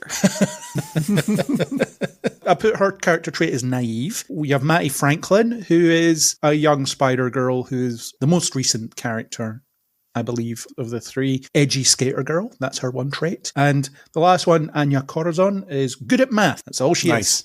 She is good at math. Well, she is also a character facing deportation, so she's the kind of grounded, serious leader one. She's the one who has actual responsibility on her shoulders. It's mentioned in one line in that scene where they're in the motel and says, everyone, let's tell each other our backstories. Exposit, please. Yeah. We've got to this point. The audience need to feel invested in you. Quick, story, now you, story, now you, story. Great, the audience are in. Let's move on. And it's set up with the beautiful justification of Cassie saying, I'm going to take you back to our parents. And they all say, you can't take us back to our parents because of our backstories that we will now explain. And you have Julia's who's like, my dad doesn't want me or something, so I was going to run away and stay with friends. And then Mattie's like, my dad's a rich guy who pollutes the ocean and doesn't care about the fact that I exist. And then Anya's, my dad's deported. I tell our landlord every day to come back tomorrow, and he falls for it every single day. They could have had Mr. Ditkovich in that scene, couldn't they? Just rent. Don't give them ideas, Craig. I would have loved that cameo if that was him. The only one that really has any personality here is Julia, who's the one played by Sydney Sweeney. She's the one who's positioned at the center of the shot. She's the one who's played by the star who is an actor. You mentioned, Chris, how you convince actors to be in movies like this. Part of me suspects that with Sydney Sweeney, it was Sony offering her a deal on Anyone But You. We will make this rom-com with you if you agree to be the Spider-Woman. And the idea is you will be one of our stars. In the same way like Chalamet at Warner's has Wonka and Dune. We want to make a star. We want to keep you in-house. But yeah, Julia's thing is, to be fair, to be true to the time period in which this movie is set, she's a very 2000s idea of a nerd. We take this incredibly beautiful sex symbol of a woman, we put a loose baggy sweater on her, and we put a set of big nerdy glasses on her, and nobody can imagine that she might be pretty underneath it all. And it's really strange because that effort literally stops at the waist. She has a pleated thigh-length skirt and knee-high socks. And there is a moment, unironically, for listeners, I'm guessing there are listeners who have not seen, just based on the box office, Madam Web. I am not making this up. There is a scene halfway through the movie where they're in a diner and they're talking to boys for the first time and Toxic is playing on the radio. And I believe it's Matty who takes off Julia's glasses, unfurls her baggy sweater and knots it up so that you can see her navel. And Julia basically goes, oh my God, I'm suddenly pretty. And the next time you see her, she is dancing on top of a table surrounded by an audience of young boys who finally can see that Sydney Sweeney is as beautiful on the outside as she is on the inside. It is staggering. It is very much like this is a movie from 2003 for all of these scenes. And diner staff who do nothing about it as well. Diner staff are like, yeah, we're fine. A nerd girl's discovering she's hot. Can't interrupt that. We can't get in the way of that empowerment story. This is her moment. She's girl bossing so hard over there. She's doing a feminism, says the middle-aged man behind the counter. Says the Sony executive puffing on a cigar. The setup to that scene was so weird as well. You have Matty and Anya arguing about something, and she's so distracted by the boys in the corner that she's not listening to them, and it's, no boy has ever shown me attention before. For some reason, these guys at a random diner are, and we're all also trying to outrun a murderer, so we probably shouldn't be interacting with strangers. But we're, what's the words that Cassie uses? Impulsive and entitled teenagers, so that's the kind of stuff we do. Yeah, it's very much that vibe of take the glasses off, run a brush through her hair, and suddenly she's hot. As if she wasn't Sydney Sweeney before this, and if she won't be Sydney Sweeney after this. And then immediately afterwards, she is shamed for it as well, which is quite something on the movie's behalf. She immediately apologizes to Cassie for being hot. She's like, I'm sorry I was hot for 2 minutes of this movie. It's a very strange movie. For all that this purports to be a feminist movie to a certain extent, it has those vibes of women empowerment kind of stuff going on. There's something very retrograde in Sydney Sweeney discovers she is hot, but do not worry, she is punished for it. I actually thought she looked very young as well. I felt like the film was made like 5 years ago or something, because if you look at her in, say, Anyone But You, she looks her age. She looks mid-20s, but in this, I don't think she quite looked teenage, whatever age she was supposed to be, but she looked a good deal younger than in a film that I also saw her in this year. At least Isabella Merced will get to play Hawk Girl soon, so she might be redeemed from all this. When is she playing Hawk Girl? She's going to be in Superman. Oh, okay. All right. How long do we think that DC... Sorry, this is a separate conversation. How long do we think that DCU is going to last, just in terms of Warner's shareholders? Well, I don't know. That's a separate state of the industry conversation, isn't it? That's fair. So the three Spider-Women, they have that one defining trait, but that's it. It's so weird because there are setups that seem tailor-made to do character development. As in, I'm going to leave you in the woods for 3 hours, as crazy a decision as that is for an adult to make. I know there's a murderer after you. I'm going to leave you in these woods for 3 hours. And it will be 3 hours. Luckily, no movie has ever involved women being terrorized by a strange man in the middle of the woods, so we're okay. Sydney Sweeney says it. She says, not unlike the opening of a horror film. Yeah. But that's a prime moment for them to bond, isn't it? They're stuck and they can do nothing but talk. But then you cut away to Cassie looking at her backstory, and then when you cut back to him, let's go to this diner that's half a mile up the road. And to be clear, Cassie leaves them alone to go back to her apartment and jump on a wall. Just to put this in perspective. It's not something Cassie couldn't have done with them. It's as if Cassie had to go do something sensitive or adult appropriate or dangerous. She goes to her own apartment and tries to climb a wall like she's Spider-Man. It's a big assumption that, oh, don't worry, he's only looking for you, Free. He's not decided to look for me yet. And you think, God, that's really stupid. And then it cuts to the character going, hey, boss, I was thinking maybe we should look for the woman. And you're like, what? Well, it turns out that assumption was correct, because Ezekiel says, I'm not interested in the person that's protecting them. I take it back, Cassie. You were right all along. I was the idiot. While she's in the taxi, isn't there an APB out for her with the girls as well? Yeah, but they just describe her as a woman in her early 30s, which could be anybody. She's not associated with a nerdy girl, a girl whose father was recently deported, and a girl with a skateboard. If you see those four women together, call your local police. Love the idea that that means that she could ferry them one at a time across town, like a riddle where you have to get the duck, the bag of corn, and the fox across.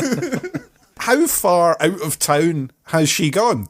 New York is New Jersey. It says it in the film. all the way to New Jersey. It's pretty darn big. That's an impressive commute with the police chasing you in a taxi with a big number on the roof that's easily identifiable. And later on, like you say, Spider-Man shaped dent in it. What happened? Well, we had them up until they came out of the subway station and then they stole a taxi. Okay, well, let's look for the taxi as well. No. We'll just put a briefing out that says it's the women and 3 girls. Don't mention the taxi. That'll make it too easy. And they escaped into Manhattan traffic. Also, don't try to call that taxi's radio that it has. No one tried to do any common sense stuff like that. In fact, Ezekiel, who can hack into anything apparently, couldn't contact the radio of that taxi. But only has 1 staff member, despite presumably being a multimillionaire. He pays her a fortune, though. He can't afford another one.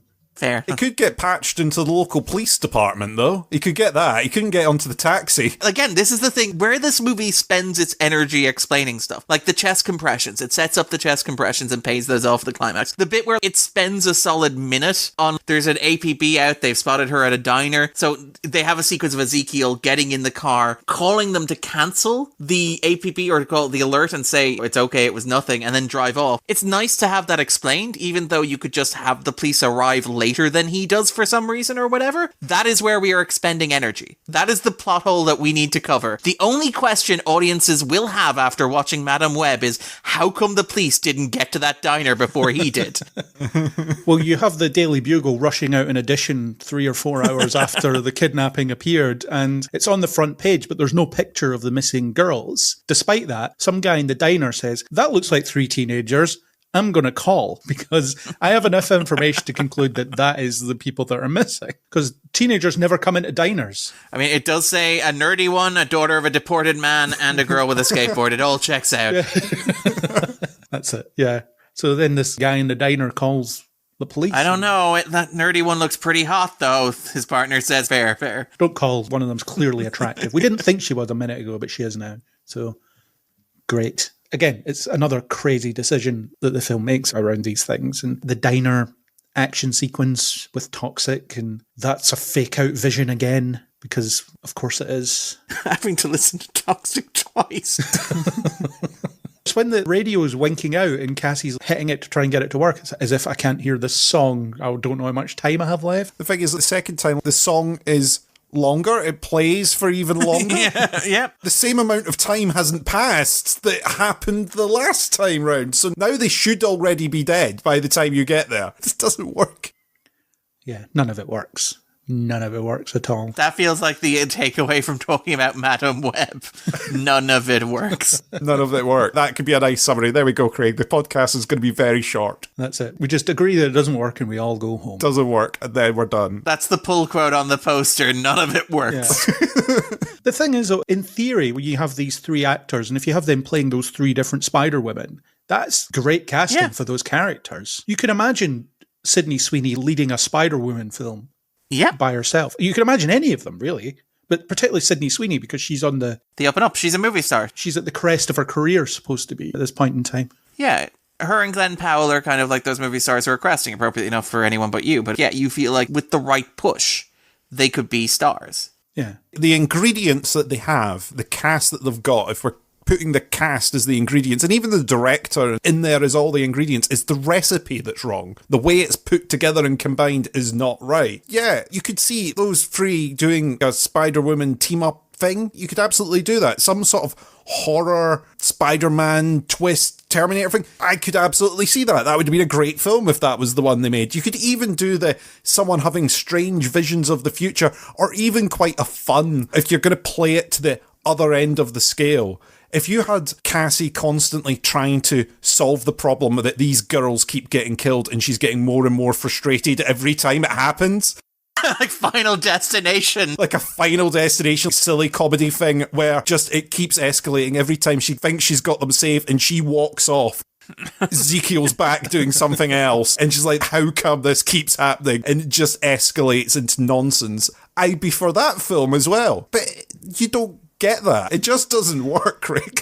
No. You mentioned the director there. It is worth saying that Clarkson is one of those directors who has been circling the superhero genre for what feels like forever. Also, she was going to direct a Star Trek film that they were never going to make. That's the thing. Clarkson feels like a director who has been on the edge of a big directorial project forever. She's done Jessica Jones. She directed large portions of that. She did Life on Mars for the BBC. She's a very good television director, and her name keeps coming up in relation to various projects, and in particular to fix projects that have run awry. You mentioned the fourth Star Trek movie, the fourth J.J. Abrams universe movie. She was listed for that at one point. She was on the short list of candidates to replace James Gunn on Guardians 3, along with Jane Campion, which is one of the most delightful superhero fantasy directing casts I have ever heard. She was also, I think, attached to what became No Time to Die after Danny Boyle left there as well. She is a director who clearly people in Hollywood respect and like, and who is, based on her work, incredibly talented. But it just feels so unfortunate that she gets her shot, and it's this. I feel so bad for her because this is a career ender. This is basically like for Stuart Bard as a director after Star Trek Nemesis. This is something where she will never be given the keys to anything like this again, and it feels like a shame because nobody, I think, could have made this work. Or Jonathan Frakes after Thunderbirds killed his film career. Yeah. Directing career, anyway. Was it Thunderbirds or Clockstoppers? Thunderbirds was the one where... Oh, Thunderbirds was the one that definitely did it. He talks about after Thunderbirds, when his name gets mentioned, it's like, nah, we're not letting him go anywhere near it. We learned from that mistake. Hit the brakes on Frakes. But with the fact that S.J. Clark's is a female director as well, they get one chance to fail, don't they? And then that's it. And the failure doesn't even have to be their fault. Yeah. They make a film, it turns out to be unsuccessful or bad, and they never get to make another one. If Wonder Woman had been bad, Patty Jenkins would have probably never worked again. But it took her 10 years after making Monster to get to make another movie, and it was Wonder Woman. And then Wonder Woman 1984, which came out during the pandemic, and whatever about the movie's reception... Isn't that good? Yeah, it's not great, but is not the worst thing I have ever seen, and also performed reasonably well in the context of a global pandemic. But she immediately loses her Star Wars project, which is a shame. Yeah, so this will be a career ender for S.J. Clarkson. Which is a shame. But like I said earlier, she probably handed something in after shooting it that was then taken off her and turned into this.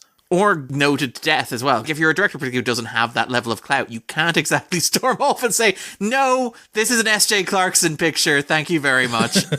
You don't get final cut on this. This is a stupid idea, I'm not going to do it. It's like, okay, well, we'll get someone who will. See you later. All these scenes you shot, what we're going to do, we're just going to ADR over your villain for the entire thing. You know how you kind of set it in the 90s? It's the 2000s now. Hang on, where did my film go? You know what the great thing about visual effects artists is? They respond to executive emails just as easily as directors. How are you going to change it to be 2003 when it was once 1993? Well, we've got an extra with a PSP. We're just going to shove it in one of the scenes. And don't worry, it'll be during a confusing vision anyway. So it's not expected to make sense. And again, that's the thing. This is not the point of this podcast or discussion, but I think a lot about Kurt Anderson's argument about how fashion and culture kind of stopped in the 90s. If you take somebody from 1963 and put them next to somebody from 1973, you immediately know that they're from different decades. 1973, 1983, same vibe. 83, 93, you know exactly which is from which. But around about like 97, 98, culture just kind of freezes. Yeah. You could tell me Madam Web was set in 2016 and I would believe you. Yeah, because there's been no big fashion trends, not even in the 90s, but the 60s, the 70s, the 80s, you can tell how people are dressed, but you can set anything from the 90s and beyond, and other than technology and whatever cars are there, you can get away with it. I suppose the closest is phones, isn't it? Yes. The proliferation of smartphones and things can kind of date it. Your music that you play in the background, you can try and swing. You can do it in post, yeah. Exactly. All that can be done in post. And even then you can go, oh, they're more of a retro person. They don't use a phone all the time. It's just one of those conceits. People don't have the things. Hey, everybody loves Four Non-Blondes and the Cranberries. They're always relevant, right? And then it's a comic book movie, so even if you set it in the past, you can have technology that no one had at the time, like the NSA tech, which wouldn't have existed in that way at that time, but it can because it's a comic book movie. And be under the control of precisely one person as well, who the NSA apparently have no interest in keeping track of. Hey, she was the only person who could access this system that can track anybody in the United States. Do you think we should check up on that? Nah, she's probably just taking a long week. You know how she gets after the opera week. Taking a week off after the opera, but she's still logged in. We can see her in the system. Well, that's awfully weird, isn't it? Maybe we should look into it. No, let's not. Even that. Woman in the chair, watching all the cameras, doing all the stuff. No mention of that later. Gone. No comeuppance. What happened? Did she walk off with the NSA tech afterwards? Did she now rule a small country somewhere? We don't know. Craig can probably correct me on this. Again, this is one of those how a movie normally functions and the visual language of this movie. There are sequences as it gets towards her last appearances where it seems like she's having doubts. Yeah. Where we close on her face and she kind of hesitates before she does what he asks. And it's, are we building to a moment where she helps the girls at the climax? Are we building towards a moment where he kills her and that's why she disappears from the movie? And none of those things happen. There's the bit of doubt where she goes, oh, I didn't realise we were looking for kids. You madman. When you said you were murdered by 3 women, I thought you meant 3 women, not 3 school kids. You absolute nutter. You've really paid for me to look for 3 teenagers for you to kill. I could be working for Epstein. And we've got the exact profile from the vague description you gave us from the vision that you've been having of these 3 masked women. It's the pictures of Sydney Sweeney, Isabella Merced, and Celeste O'Connor. I am a very good describer. Well, the thing with Sydney Sweeney, it could be, I don't know, she's a blonde-haired girl, white with blue eyes or whatever, and then Ezekiel goes and kills a bunch of blonde girls, but none of them is the one that he's looking for. Again, that would be the Terminator thing. I do like the idea of him being like, more nerdy, less nerdy. More nerdy. Does she look like she would dance on a table to Britney Spears' Toxic? I don't think so. Got it wrong. I can't kill her. She's hot already. Yeah. When I was putting together this agenda, I laughably came up with some potential themes that the film could have. And one of them was the fear of technology and how it would be abused by authority, because it does seem very pointed that it's the NSA can track your every move. They made a whole film about it. Snowden was a real guy that didn't like that was possible. So I wonder if they were getting at this whole, well, the government can track your every move, and what if a serial killer could do it? It'd be about the same as if the government could track your every move, it turns out. What if it was a psychic man who dressed up like a spider? But we can't call him a Spider-Man. Whatever you do. Yeah, whatever you do not say that word. Oh no, run in fear from climb on walls person. He's like a spider person. It's like when Smallville would introduce a DC character, but they weren't allowed to say the actual name of the character because Warner Brothers were like, we're going to make a film about them pretty soon. So the Flash became Impulse in Smallville, for example. It's almost like that, but it's not that because Sony have the final say on whether they can say these things. But I don't think the film's doing anything with that idea. It's not a cautionary tale about surveillance states or anything like that. It's just something that you could potentially draw a line to. I do love the idea of Dakota Johnson and S.J. Clarkson sitting down for an interview and being like, we thought we were making a prescient commentary on the modern security state. It's all in there.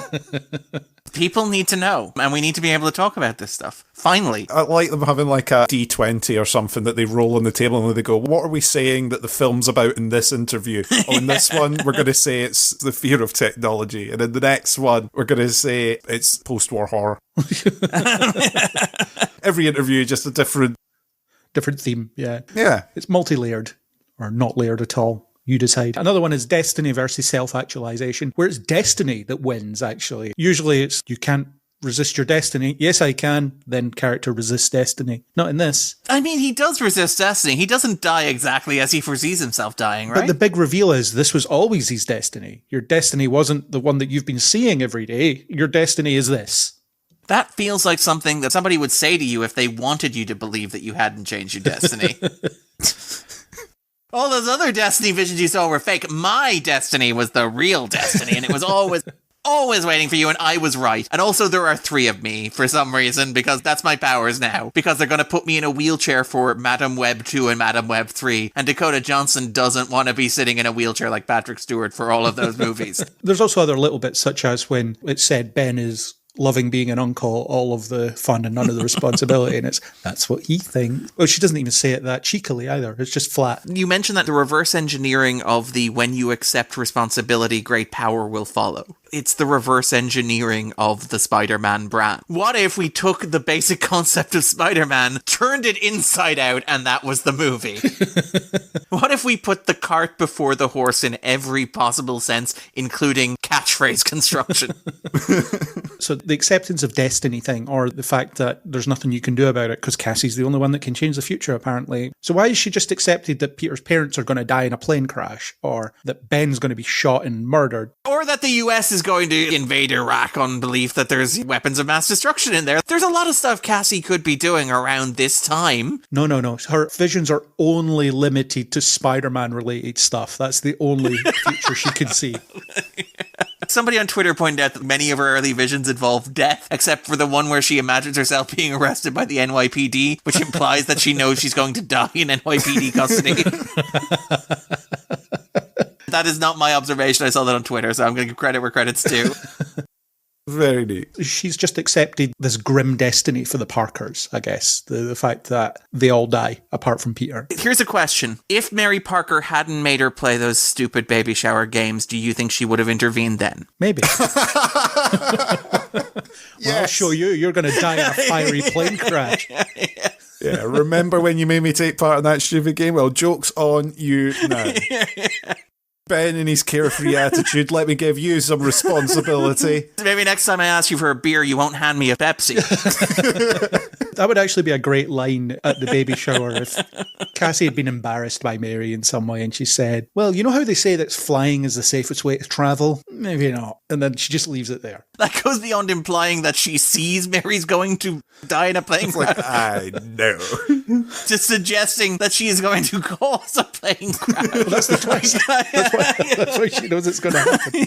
Yeah. That's Unbreakable. That is literally the plot of Unbreakable. Another thing with Spider-Man, they say that the Spider-Woman throw Ezekiel out a window 10 years in the future. Peter's not going to become Spider-Man for about 15 years. So does that mean these Spider-Women will have been active for about, say, 10 years by the time Spider-Man shows up? So he's showing up in a very crowded spider marketplace by the time he makes his debut. There's an entire tribe in the Amazon by that point, mate. I mean, there's a lot of them. Peter Parker sending cease and desist letters.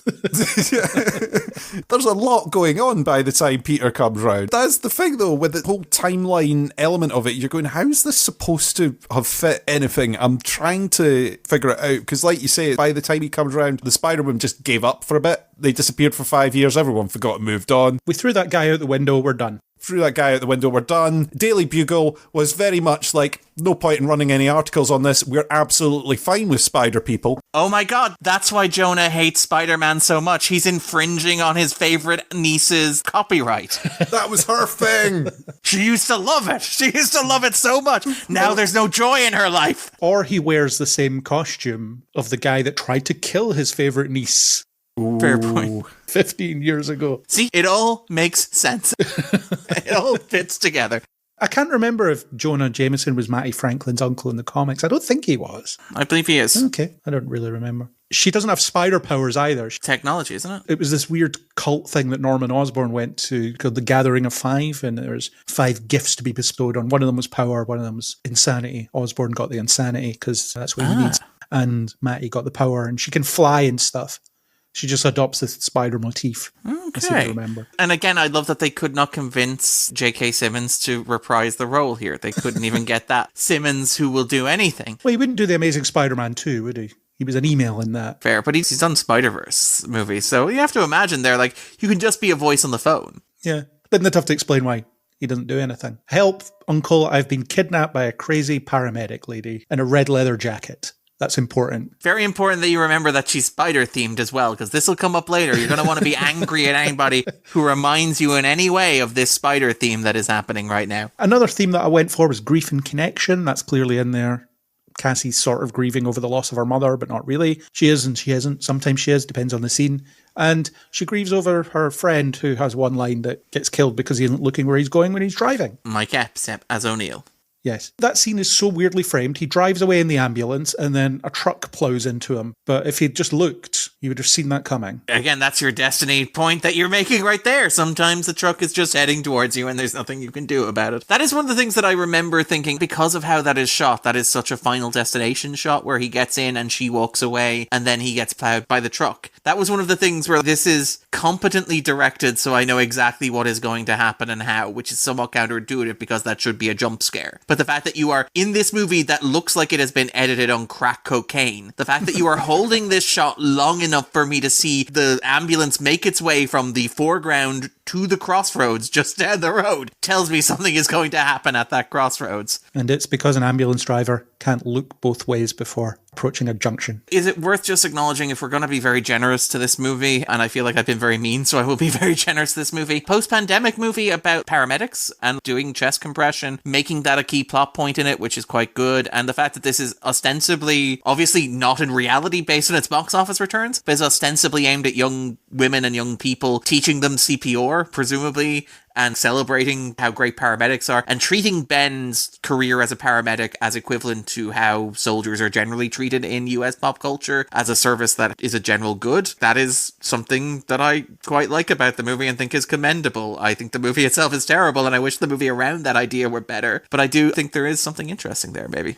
I did like the chest compression teaching scene, actually. It was one of the few genuine connection moments that existed. And I don't know chest compression, I probably should, but it feels like they talk about it pretty well. You want to maintain the rhythm, you want to have somebody with you so if you get tired, you can swap over in the rhythm. You want to push so hard that you feel this. This feels like actual useful information for me to retain about the process of giving chest compression if I'm ever with somebody who needs it. It does come after she's like, I'm poisoned, but I'm okay for some reason. Is it the amount of time he grips you, the worse it gets or something? Yeah, because she knows that. I was sick, but I got better. And I know this for reasons. Just her hand hurts a couple of times and then that's it. It never goes into, is it cumulative? So if he grabs her again, does that start over from 0 or does it add on? Does it compound? How exactly does the poison work? I don't know. You shouldn't really care. Don't worry about it, says Dakota Johnson looking at the camera. The poison's pointless. They don't do anything with it. Ezekiel could have actually made this really easy if he finds out where these girls are and then he approaches them in the middle of a crowded place and just touches them. Yeah. And that's it. Job done. As opposed to walking through a crowded train car, smashing their skulls, breaking their necks in a PG-13 movie. You don't hear the neck snap, but it is very obvious that he is snapping necks. I quite admire the restraint where it's like, we can show him snapping it, but as long as there is no sound effect, it just looks like he's putting them to sleep very violently. Presumably a well-known businessman who has a lot of money, so therefore has made that money somehow. So people will know who he is. Just walking through going smash, smash, smash. Isn't his plan to wait until they're all in the one place at the same time as well? Don't pick them off one at a time. No, I want the last one to see me coming. Well, it just so happens they're all in the train station at the same time because they're held together by something. A web, if you will. Yeah. Also, he's a businessman, right? Couldn't he have invited them all for like an internship or something like that at his company and then just put his hand on their shoulder and then waited for them to die? Hired an assassin? It's the I need to do this now thing. Oh, I've run the computer for 5 minutes and it's found them and they're all at this train station. He's like, I'm going to do it now. Are you going to plan? Are you going to investigate any further? Are you going to stalk them in some way? Yeah, you've got 10 years. You've got their home addresses. You've got like 10 years to work this out. You could be really creative and do it in a subtle way that no one will ever link to you. It's all good. No. Going now. I'm going to improv this. They don't know I'm coming. I've already taken off my shoes and I packed my spider murder suit. It's too late. I've already committed to You talk about Terminator. It's the Terminator Genesis logic. We have a 10-year head start on this, but we're going to travel to the night before and just wing it. That's the only problem with Terminator Genesis. Well, that's another universe that Matt Smith's in that he's not very good in. So there's another connection. It's weird that they had Ezekiel be a rich businessman. I guess that was just so he had the resources in order to track them down. Obviously, it doesn't tell you what he's done to raise this money, but it could have been, I'm going to invite at least one of them for some work experience, and then I'll kill her when she's in my office. Great. Pay for an assassin. Why do it yourself when you've got all that money? Send Julia a voucher for a makeover. She might like that. And then kill her in the salon that the voucher's for. Anything. But on the other hand, I've already taken off my shoes and I have my spider murder costume right here, right now. You make valid points, but... Do you have any idea how uncomfortable this thing is? I'm not putting it on again. It really rides up in the crotch. I've only got 10 years to do this. This might be my last chance. That's all I really had for themes, other than the standard Spider-Man stuff. Power and responsibility, which comes up. But like you say, it's the wrong way around, isn't it? You accept responsibility and then you get great power. No, it's the other way around. You get the great power and then you learn the responsibility that goes with it. But again, you're trying to create a mythology around Spider-Man. You're basically trying to turn him into Christ. You're trying to turn him into this holy scripture of Spider-Man principles and trying to fashion a universe around him where you're promising he will be here soon. We promise the Messiah will be here soon. Yeah. And then it's the oddly specific, when you master your powers, you'll be able to be in more than one place at the same time. That's really handy. That's very specific. Thanks for telling me. I'll need to know this later. Cassandra Webb in the comics, Madam Webb in the comics, is a blind paraplegic. So we need something. We're only going to do that in the final shot of the movie. So don't worry, Dakota Johnson. But if you come back for the sequels, don't worry. We have a plot device ready to go to explain why you won't spend most of the movie lying in a chair with contact lenses in, making you deeply uncomfortable. Well, she gets the glasses, I suppose. Maybe that's more comfortable. At the very end, yeah. Instead, we'll have you on a blue screen for the entire thing, acting against tennis balls on sticks. Yelling the word explosion at you. I'm going to yell the word explosion a lot while you're in front of this blue screen, and you're giving exposition to characters that you will never meet, actors you will never work with. It's going to be fantastic, but good news, you're not in the chair for the whole thing. In the film, you're with those other three Spider-Women, but in the studio, you're not. You're on your own. Technically, at the time of you filming, we've not cast any of them. Just pretend it's Tom Holland or Andrew Garfield. We have not decided yet. And it's Sydney Sweeney instead. Yeah. It was another Spider-Man illusion as well. The whole, I'm going to give you the choice. You can't save them all. And then saves them all immediately. It's not a problem. Which does kind of defeat the purpose. And again, that's the key thing with Spider-Man, is Spider-Man not being able to save them all, saving the ones he can. Although in the first Raimi Spider-Man film, he manages to save MJ and the cable car. So he has his cake and eats it too there too. Fair. It seems like one of these powers that's, that was really convenient for the ending of this film. Let's never have that happen again, because otherwise it's going to be far too convenient. We have written something that solves so many problems that we must now never mention it ever happening ever again. But it's okay, you can just punch her in the stomach and the problem will go away. Oh, then it goes back. Yeah. I did like that I'm going to say I didn't like, but I did notice that they tried to make use of the skills that they'd mentioned for the three Spider-Women in that end fight. You had Matty slide on a bit of metal as if it was a skateboard, and you had Julia attempt to attack him because she knows Taekwondo. But she just gets hit in the face and then it doesn't work. Anya doesn't do anything. She doesn't do any sums that help them in any way. She probably calculates the weight of that pea as it drops.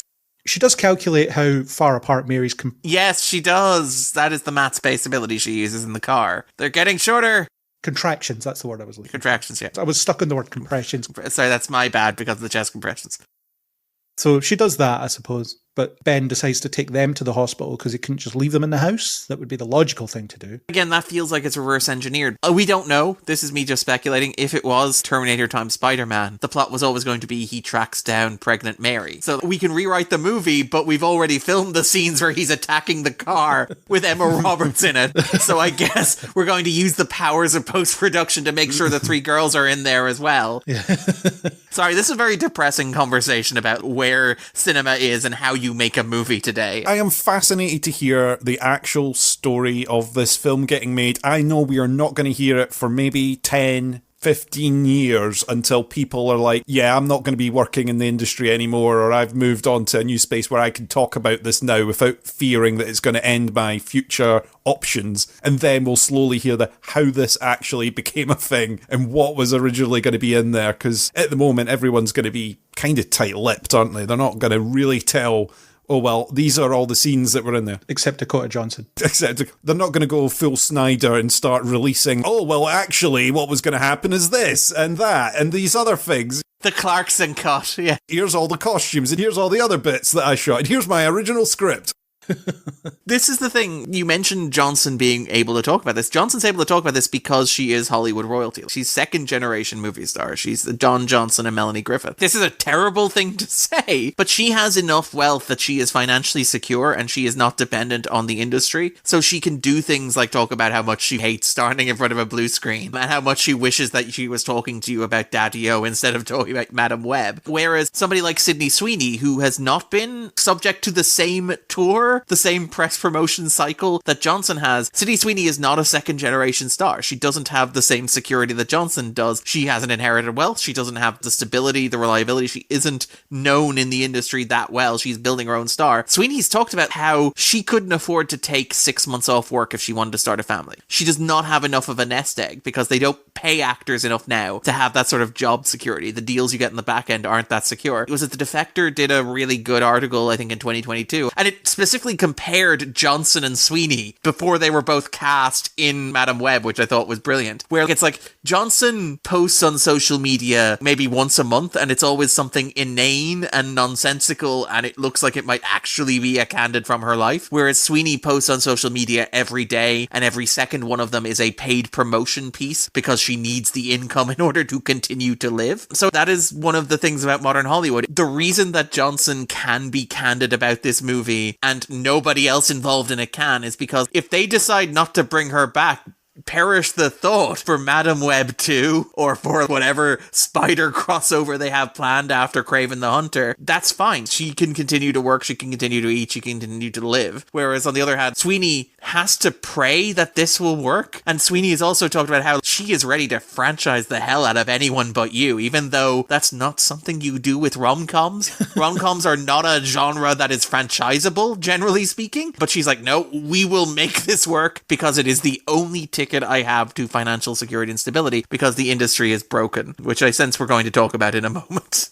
And Sydney Sweeney stuck her toe in the producing pool as well, because that's a good way to keep guaranteed income coming in if you can get a producer credit on things that you're doing. So I guess that's what she's going to try and do. But yeah, you're right. There's this erroneous perception of actors in Hollywood, and it's gotten better because of the strike. It's shone a light on it in a lot of ways, as in, here's how little we get paid for what we do. You might get paid a lot to work on this one show, but you spend some of that on your living expenses and whatever, and then when the show's over, you're a penniless actor auditioning again, and you're back at square one. Some actors, they knock down the door to get them in stuff. Some actors, they just have to turn up at audition after audition and just hope for the best. And Sydney Sweeney's, I guess she's in that place where she has to do that sometimes, but not all the time. Maybe she will be thought about for certain roles now that she's out there a bit more, but at the same time, she doesn't have the clout to turn her back on anything. She can't really say no to anything, and she can't, like you say, rock the boat when she's in something. When Sony come to her and say, we want you to be the Spider Girl in Madam Web, and she's like, cool, do I get to wear a spider costume? And they say, for 2.5 seconds. Yeah, she doesn't really have the clout to go, I don't really see why I would want to do that. She has to go, yeah, I would love to. You guys are still releasing Anyone But You theatrically. And they're like, yeah, sure we are. Of course we are. We'd never think about selling it to a streaming service. It's going to make way more money than this. That is the thing. You have to imagine in the meeting, Sydney Sweeney's agent is like, this is the meal ticket. Once you get your foot in the door at the SPUMM, you're cashing your own checks, baby. The SPUMM money keeps coming in. Yeah. And Anyone But You will probably still be in theaters in June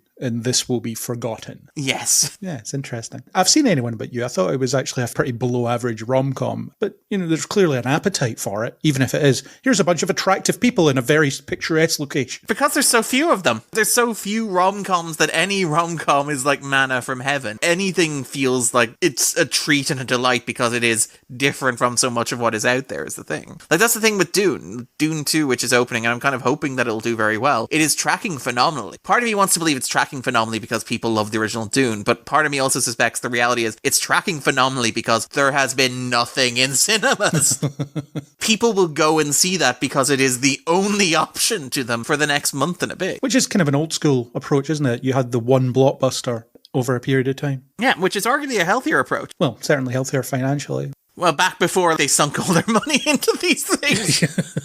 It's crazy that we live in a world where a single financial flop is an existential threat to a gigantic studio, where it makes more business sense for Warner's to write off Coyote versus Acme or Batgirl than it is to take a chance on it potentially being a massive success. There are plenty of cases where movies that they expected to flop did well. I think Barbie, they expected The Flash to be their biggest hit last year, and Barbie was a cinematic spite house. Barbie was released on the Nolan weekend as a screw you to their former part. We're totally over you, Chris. We don't think about you at all. It just so happens we're releasing Barbie on your favorite weekend of the year. Don't give it any thought because we certainly didn't. But it does feel like to live in a world where Warner's would rather just accept the cash write-off on Coyote vs. Acme, is it Scoob, Holiday Haunts, all those movies, rather than just take the chance that one of them or two of them could break out and make a profit that would cover the rest of them. It's insane. In Coyote versus Acme as well, you had studios or Netflix and so on offering like 60 million for it, and they said, no, the number's 75 or we're deleting it forever.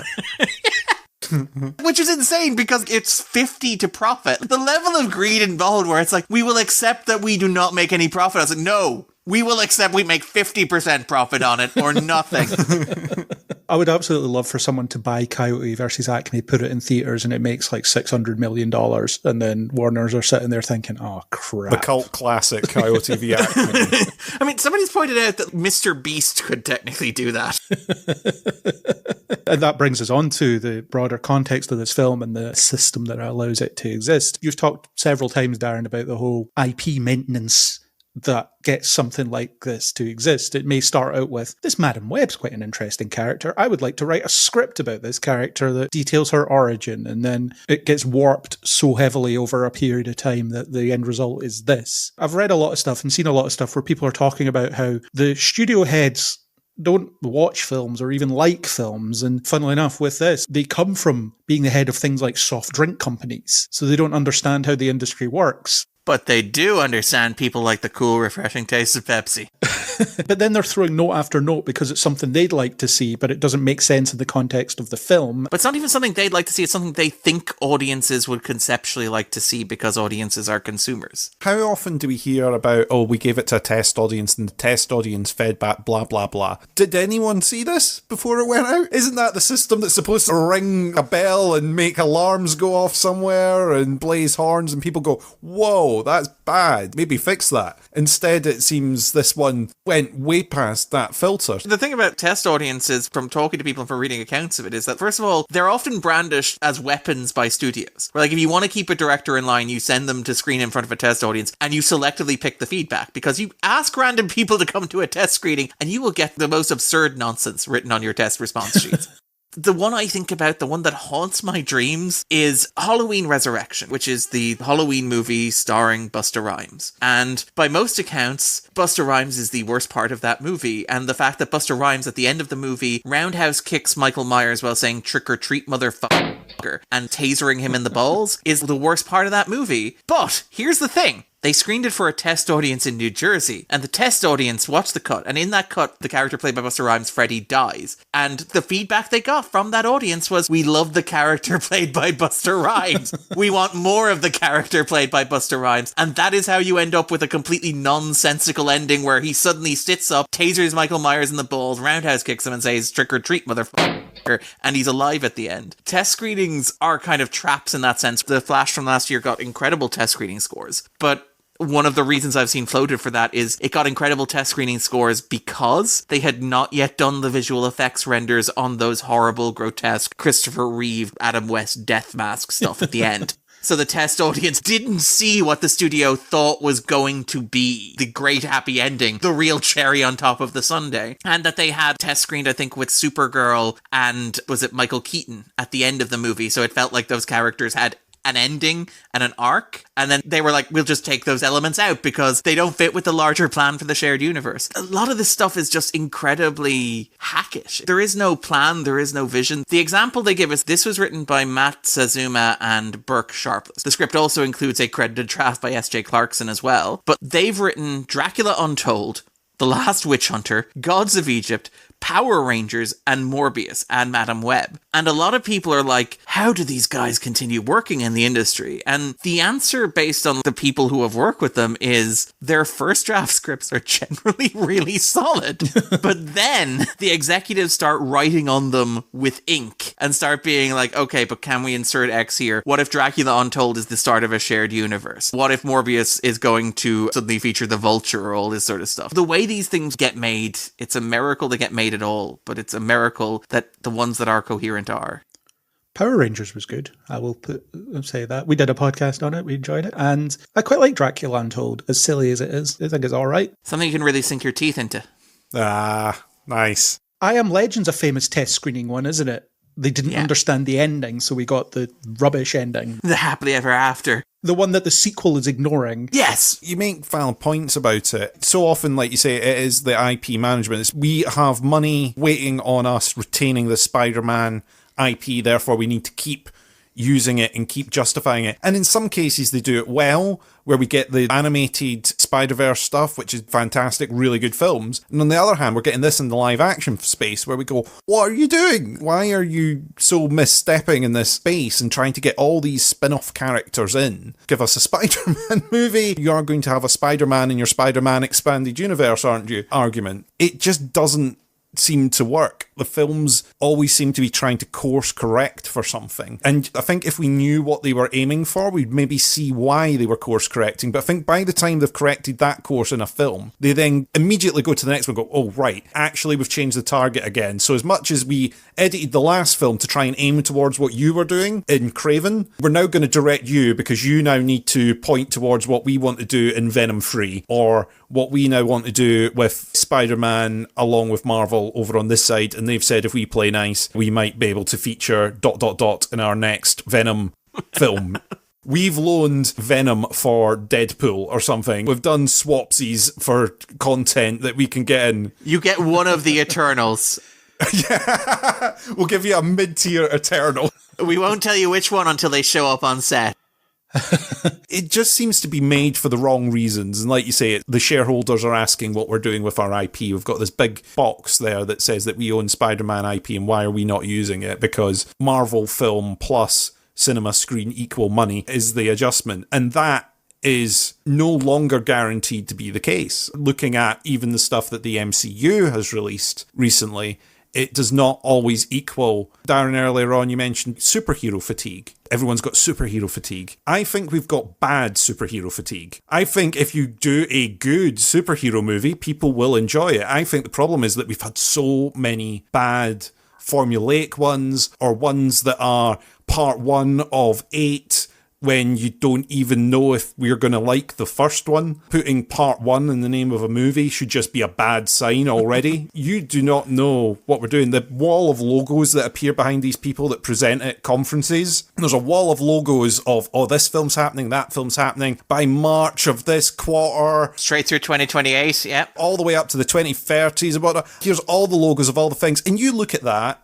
and I look at that, and probably the majority of the audience look at that. Even they themselves probably look at that and go, yeah, that ain't happening. Those dates aren't real, and there's going to be something else that's going to insert itself in the middle there that they've not announced, because they'll do the film, people will like the character, they'll go, oh Christ, we've not planned anything with that character. Right, they get their standalone solo film in here now, and it all pivots. And you sit there and go, but you've just directed all these films to try and aim towards the grand design that you've just like smashed to pieces in front of us repeatedly. And you've made bad films off the back of that. And Marvel wasn't too bad at that until recently, where they seem to have hit a bit of a confidence wobble. And now they're starting to try and do the course correction thing, which is where everyone else slips up. Or everybody else already is. Exactly. We've been talking about Sony being a problem here, and they definitely are, but everybody has the same problem. Warner Brothers have made some heavy missteps with DC, to the point where you had James Gunn trying to convince us to watch the 3 films that came out last year because they'd already announced the reboot, and it was hard to suggest that we should watch the 3 films coming out because they're going to be a race next year. The film might be good by itself, even if it doesn't go anywhere. Try and consider that.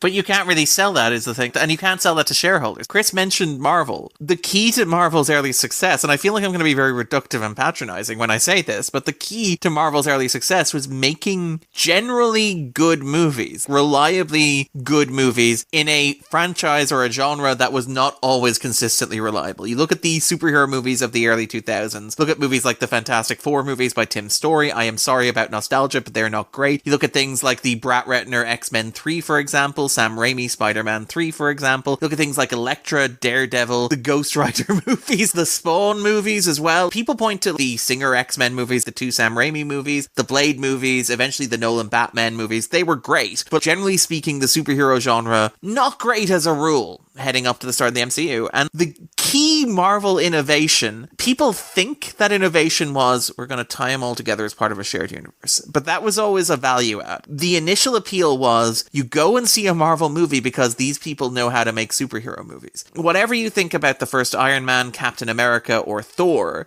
those are competently made movies with a clear 3-act structure, clearly outlined characters, and an enjoyable arc that hit most of the beats that they want to hit. And throughout the Infinity Saga, or what's been retroactively called the Infinity Saga, Marvel were constantly adjusting and tweaking. The Infinity Gauntlet appears in the halls of Asgard, but oh, it's okay because we'll retroactively reveal that was a fake. Thanos is going to be the big bad because Joss Whedon thought it would be fun to include him. And then we fired Joss Whedon. We were supposed to have an Ant-Man movie, but that didn't pan out. But our plan is not so tightly interwoven that we can't just ditch that and continue on. But at some point, Marvel, and I think primarily the studios around them, this is the thing, as you pointed out, it affects the studios around Marvel before it affected Marvel. But Hollywood bought the hype, and the hype was, you gotta plan. You gotta have it all planned out in advance. You gotta know how these things are all gonna fit together. As Chris said, you gotta have 8 of these ready to go and know exactly how they're gonna fit together. And that was never how the appeal of the MCU worked.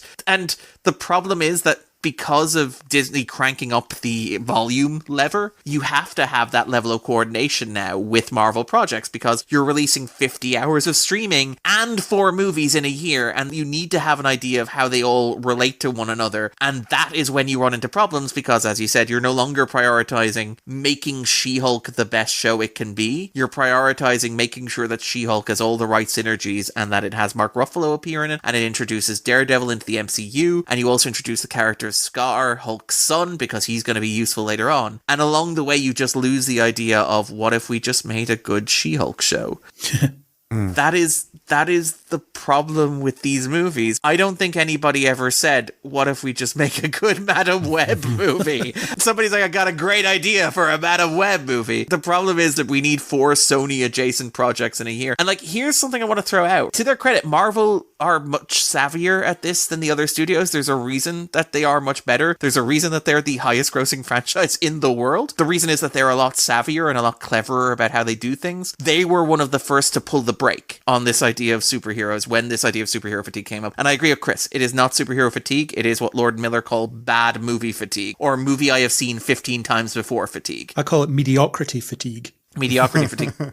This is why, if I were a betting man, I would say Joker Folie à Deux is not going to be affected by this in any way, shape, or form, because that is not a movie that looks like audiences consider a superhero movie to look. It's a musical starring Lady Gaga. But the thing is, with Marvel, they pulled the brakes and they've said, we're going to throttle down the amount of content we release. This year, we are only releasing 1 Marvel movie, Deadpool 3. And then next year, 3. It's not even that, Craig. The punchline here is that they do this, and Sony are like, 2024 is going to be the year of the SPUMM. While Disney are like, audiences, they just need to take a breather. They need to stop having superhero movies rammed down their throat. Sony are like, we see a gap in the market. Flood, more SPUMM. More Spumunk! Craven! Venom 3 has wrapped filming! And again, the question of whether or not audiences can distinguish between the two, because obviously we can. And everyone listening to this podcast can. But when my mother sees Madam Web and thinks it is one of the most awful pieces of cinema she has ever seen, she sees the Marvel logo in front of it, flipping very slowly. Does she make a distinction between Madam Web and Deadpool 3? And Thunderbolts and whatever is coming down the line, and does that damage the brand? I often make the point of Twitter isn't real life, and I think studios operate as if it is, because it's like everyone is talking about this, and well, no, the user base of Twitter is probably less than 1% of the global population, so everyone is not talking about this. It's the people that aren't eternally online you need to pay attention to. Yeah. The thing about the People's Choice Awards, I saw recently they voted Rachel Zegler as the top action star or whatever, as if Tom Cruise hadn't driven a bike off a mountain, or Keanu Reeves hadn't fought his way to the top of a flight of stairs, fallen down that flight of stairs, then fought his way up it again. These are objectively better action stuff than anything Rachel Zegler's done. But the people chose her because I guess they like her. My mom loves Rachel Zegler. My mom loved that movie. So that's the kind of mentality that's real for audiences. So audiences, they will go into the cinema, they'll see the Marvel logo, they might not read the words in association with or understand what those words mean, and just assume this is part of that universe that has Tom Holland in it, and they make reference to him, and they may not think about, hang on, isn't he 15 and this is 2003? Does that work? No, it doesn't. It kind of does, I suppose. Well, isn't that why they changed it? I thought they changed it so it would make sense. That was specifically why they changed it, wasn't it? So that number made sense. Yeah. That was the whole, oh, hang on, we've made it too early. Tom Holland's going to be too old. No. It's all falling apart. We had the whole plan for the spunk. No. Yeah. So this hypothetical general audience, well, that's the biggest number, isn't it? Yeah. People aren't talking about the memes online.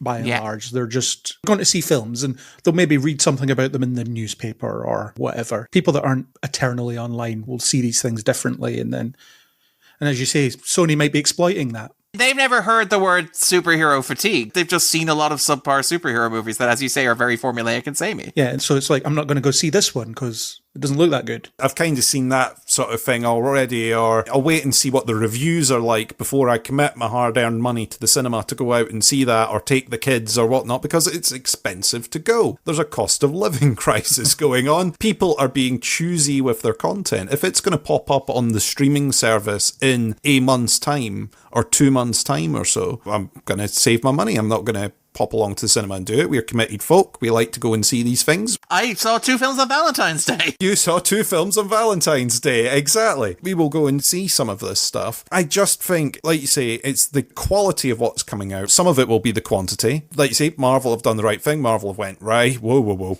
Let's have a little bit of a gap. We've got some very good reasons to have a gap. We can sort of go acting strike, writing strike, and also a little bit of time to think about what we did. I love the way you make it sound like we go into the corner.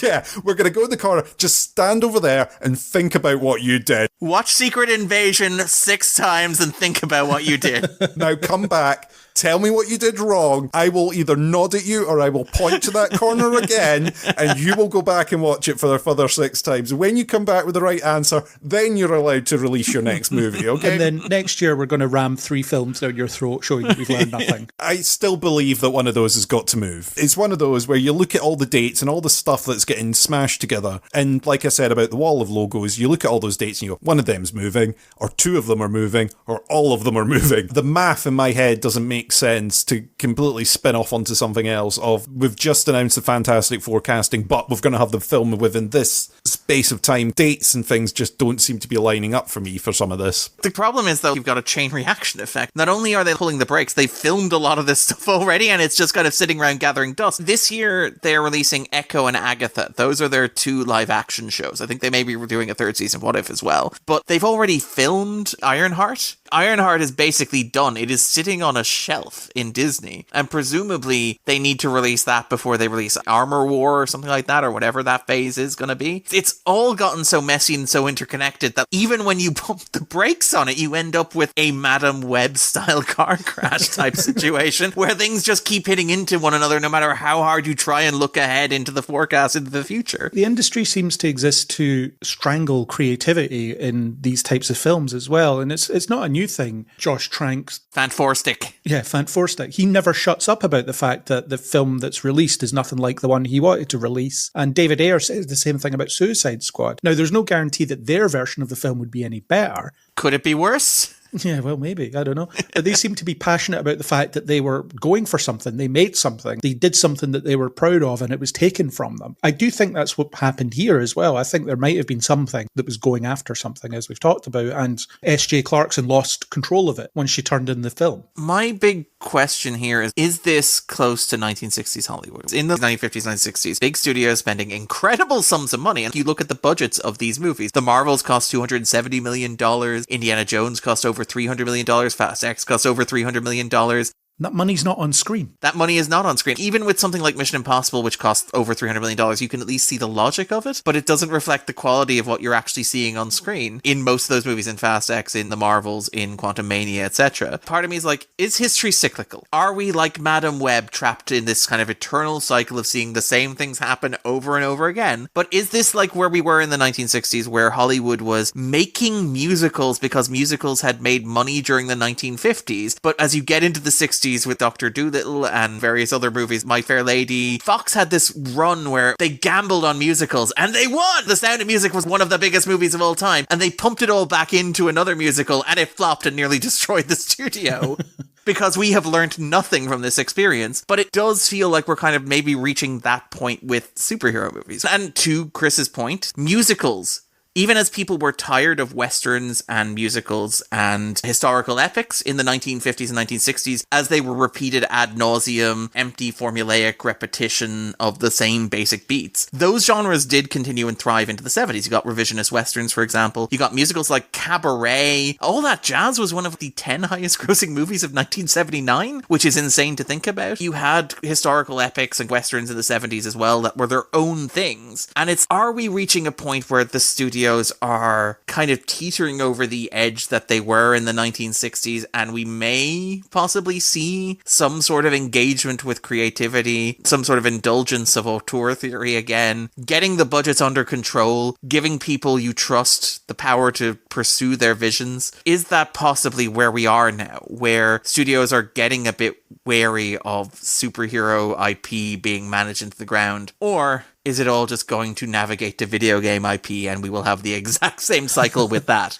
It did seem like Marvel were heading in the direction of rewarding creativity or encouraging creativity. It did seem like they were going to start letting directors put their stamp on it, because the common criticism was, oh, these Marvel movies are exactly the same. I can't tell them apart. So it's cool. We'll bring in Sam Raimi and let him do a horror movie then. Or Chloe Zhao's Eternals, for example. Where we'll film outside for the first time in 10 years, that kind of stuff. And then also on the other side of the coin, as Aaron constantly brings up, is about Multiverse of Madness, where they tell the writer, rewrite the second act. Well, I can't rewrite the second act without rewriting the first and third act. No, just the second act. That's all we need you to do.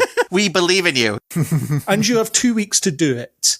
And here's what you need to put in it. But that doesn't make any sense. When we get to the third act, people will be confused because that doesn't make sense. It doesn't follow. And it's like, I've told you to do it. I'm paying your wages, do it. And the guy does it. Fair enough. Yeah. He's paid to do it. It doesn't work, but he paid to do it. The same thing happens with WandaVision, where they don't know the ending of that until they're practically filming it, because, as Chris said, it has to tie into Multiverse of Madness, because they haven't decided what that's going to be yet.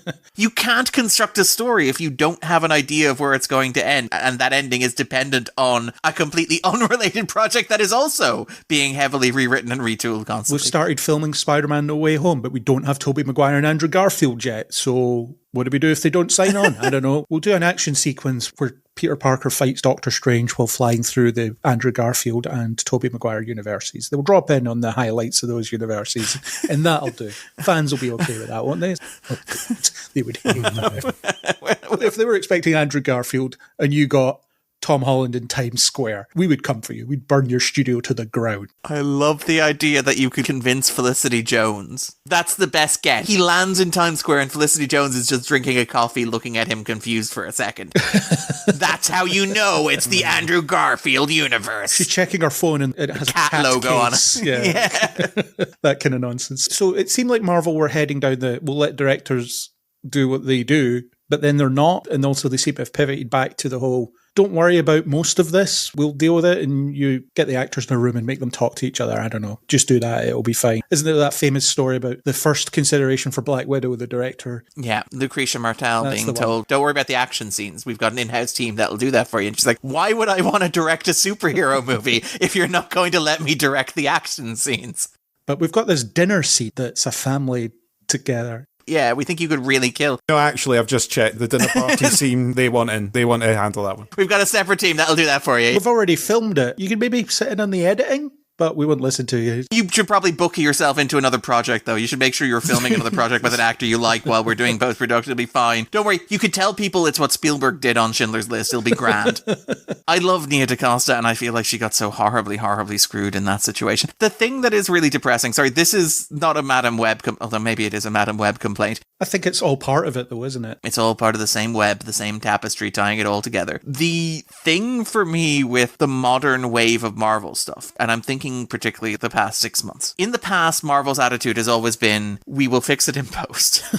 And we will spend however much money we need to do A, work VFX workers to the bone, make sure that they never see their families again, make sure that many of them leave the industry that they love as broken human beings, in order to make sure that we have two people fighting each other in CGI in our finale, color-coded energy blasts, etc. The other thing we do is we will spend as much money as it takes to do reshoots with the actors for as long as it takes to get it done. The famous example of this is Ant-Man and the Wasp: Quantumania. The set photos from the final scene of that movie came out 3 weeks before the movie was released. They were reshooting the ending of that 3 weeks before that hit cinemas. The story they tell about Multiverse of Madness is that Benedict Cumberbatch was at the BAFTAs in like January of the year that was releasing, maybe February, and they were saying, so you're really excited about Multiverse of Madness being released? I'm really looking forward to it being finished shooting.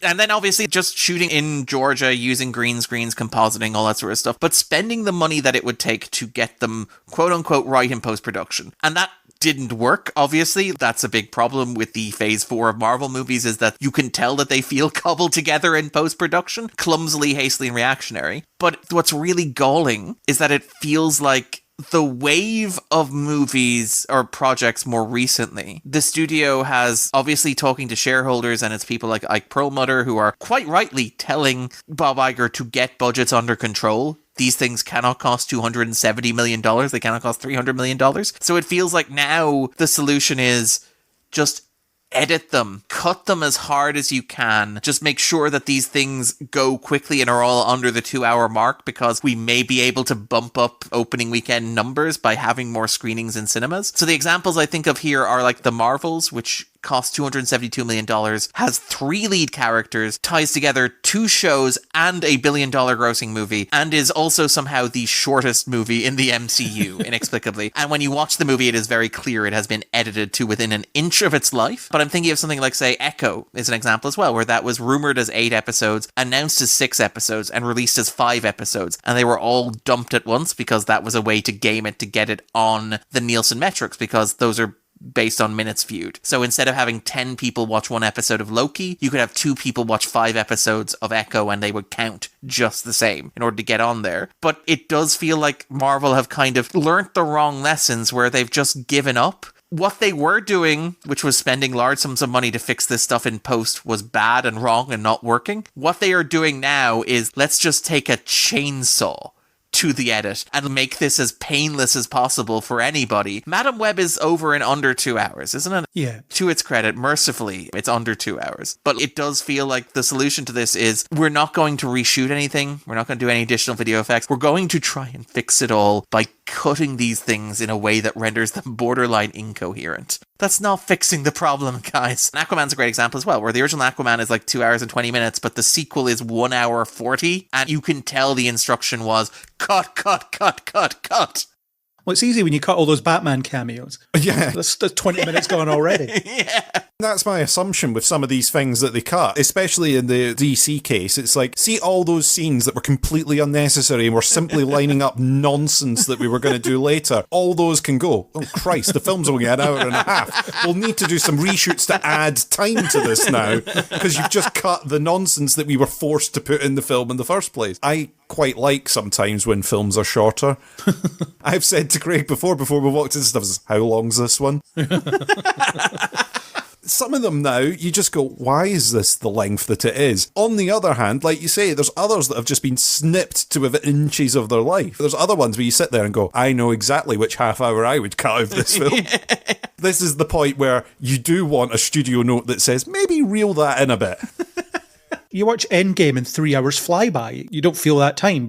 Exactly. Whereas on the other hand, if you watch Thunder Force and it's 88 minutes of your life that feels like it lasts several weeks. You do have that discourse around the fact that films should only be a certain length, but no, it's not. It's the command of pacing that you're thinking about. Well, that's the Ebert line. No good film is too long and no bad film is short enough. Exactly. And to give some credit to Madam Web, there is a feeling of tactility in the way that it's filmed. They shoot in location New York, didn't they? Yeah, so there's some blue screen, obviously. Oh, yeah.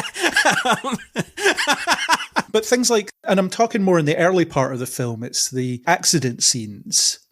Yes. It feels like they did that on a studio lot and they got extras in and they blew stuff up. And yeah, they had ambulances that were physical cars that they could move. So there was that. It was later in the film where we've decided we need this sequence now, so CGI. And that's the MCU approach, isn't it? We've decided that we're going to change our third act completely. But it's fine because all we have to do is change the zoom background. Or that's our understanding of how visual effects work. We reskin it. The Pepsi factory is now a fireworks factory. We got a note back from Pepsi. They said, you cannot have exploding Pepsi in your film. Can you change what's in the factory to fireworks? Yeah. Yours sincerely, Pepsi. I cannot get over the first time that I notice a Pepsi appearing in the movie is Dakota Johnson as the lead character, Madam Web, saying, I don't want a Pepsi. Other soft drinks brands are available. Coca-Cola wouldn't go near this, so we got Pepsi instead. They're Atlanta-based. They're a Marvel company now. Now a word from our sponsor, Oasis. Refreshing. Refreshing. One of the hosts will be crushed by a giant O at the end of the podcast. Obviously, Twitter isn't real life again, but it does seem like this is getting a lot of attention as the case study for how broken the industry is in general when it comes to blockbuster cinema. And then you're also seeing reports that suggest that no lessons are going to be learned anytime soon. Things like, we're getting David Koepp to write a Jurassic Park movie and Gareth Edwards might direct it. Will you watch it? Will you watch it? It's another Jurassic Park movie. And I know that the World trilogy, despite being awful, cleared $1 billion in each entry, but still, it just seems like the churn isn't going to stop anytime soon. And the thing is, I would watch 1 million Spider adjacent films if they were good, because I love comic book movies. I love comic books. I love these characters. But when I go and see something like this, I come out of it thinking, it's hilarious how broken this all is. And it's hilarious to think about Sony's approach to these Spider-Man adjacent characters as well. Kraven the Hunter is not one of my favourite Spider-Man villains. So if I'm going to put up with them, I'm going to put up with them in a Spider-Man movie. I want to see them adapt Kraven's Last Hunt or something like that. Although Kraven's Last Hunt doesn't make sense as a first appearance of Kraven the Hunter. It has to be a way down the line. Do you need to build towards his last hunt? Craig, this is the studio thought. You're in the room with the head of Sony, and he's like, okay, Kraven trilogy, ? Now you've done it. So you want me to make 3 Spider-Man movies where Kraven's the main villain? Because that sounds pretty painful. No. No, you do Kraven Origins. That's it, yeah. You got to introduce him by himself. You got to stand on his own. You want the audience rooting for Kraven when he fights Spider-Man. We also don't know if Marvel are going to let him fight Spider-Man, but we'll get back to that one. He might fight Venom, though. Kraven's Last Hunt could be Kraven versus Venom. But we've lined up our first 3 of the new Spider-Man films, because in the first film he's going to fight Venom, in the second film he's going to fight Morbius, and then he's got Kraven in the third one, and all throughout he's going to be really annoyed by Madam Web showing up. It's all built. They're building the great foundation of which the Spider-Man temple is going to be built upon. The spider totem, if you will. The spider totem is going to be built on. To Craig's point, though, to the point that Craig made there about learning the wrong lesson, the thing that I take away from this is that the Anvil or the Ankler reported that Sony are partnered with Amazon making Spider-Man shows. The Spumunk is coming to streaming. But basically, they announced they have, is it Silk, the Spider Society, is the one that they had in active development. Apparently, after the opening weekend of Madam Web, the Ankler reported that they were retooling Silk to make it less women-centric, to make it more boy-friendly, because presumably the assumption was the problem with Madam Madam Web was that they all had vaginas. It was nothing to do with the writing or the scripting or the plotting or the editing. If it had been Monsieur Web, it would have been $1 billion grosser. The thing is, at the same time this is happening, as you're hearing the industry accept that superhero fatigue is quote-unquote real or whatever, the quote from that Hollywood Reporter article that bounces round my head when I close my eyes at night, I just hear it, like Lisa needs braces, dental plan, is... We really wish we could do Shazam 2 numbers. In the midst of the industry accepting this, you also have Amazon going, live-action Spider-Man Noir series starring Nicolas Cage. And I'm like, you guys have learned nothing. You guys have learned less than nothing. You guys have learned the wrong lesson from this. The problem with Madam Web is how you made it. It is not the fact that it is a bunch of women. I can't wait to see Silk with Charlie Moon instead of Cindy Moon. This guy that got bitten by the same spider as no one. This previously hungry spider that had done nothing.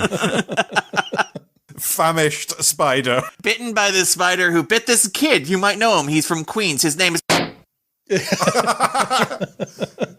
Who keeps popping those balloons around me? Stop popping the damn balloons. Yeah. Why is there always a balloon? Does this kid have powers like me? I legally am not allowed to say. I would describe them as a spider person. Ceiling Man. You know Ceiling Man. Man. Roll it back even further. The Amazing Spider-Man 2, where the plan was, we're going to do millions of spin-offs on the back of this. Yeah. We're going to build to Sinister Six solo movie, which I think is still coming based on what we've got here. And that failed because people didn't want to watch a Spider-Man movie that was just an advert for other movies. They wanted a film that was just a Spider-Man movie, and it failed because we have this long scene where Peter finds out that his dad put his DNA in a spider, so now only Peter Parker can be Spider-Man, no one else. And we have long scenes of other stuff being set up, and the villains, they're not going to have agency of their own. They just go into Oscorp and get a backpack, and now you're Dr. Octopus, because you have the Octopus backpack, or the Vulture backpack. And we got the Vulture backpack here. The thing about that which just really galls me is the Sinister Six thing. And I want to shout out, I think it's Luke Dunn, the Irish film critic, pointed this out. The Sinister Six has been an obsession for Sony for God knows how long. And it's kind of hilarious that in the time they have obsessed with this, you have DC doing 2 Suicide Squad movies and Marvel doing a Thunderbolts movie. So the time you finally get around to doing a super villain themed movie, it'll seem like you're reheating leftovers. But Luke Dunn, the Irish film critic, pointed out, you go to Spider-Man No Way Home, which grosses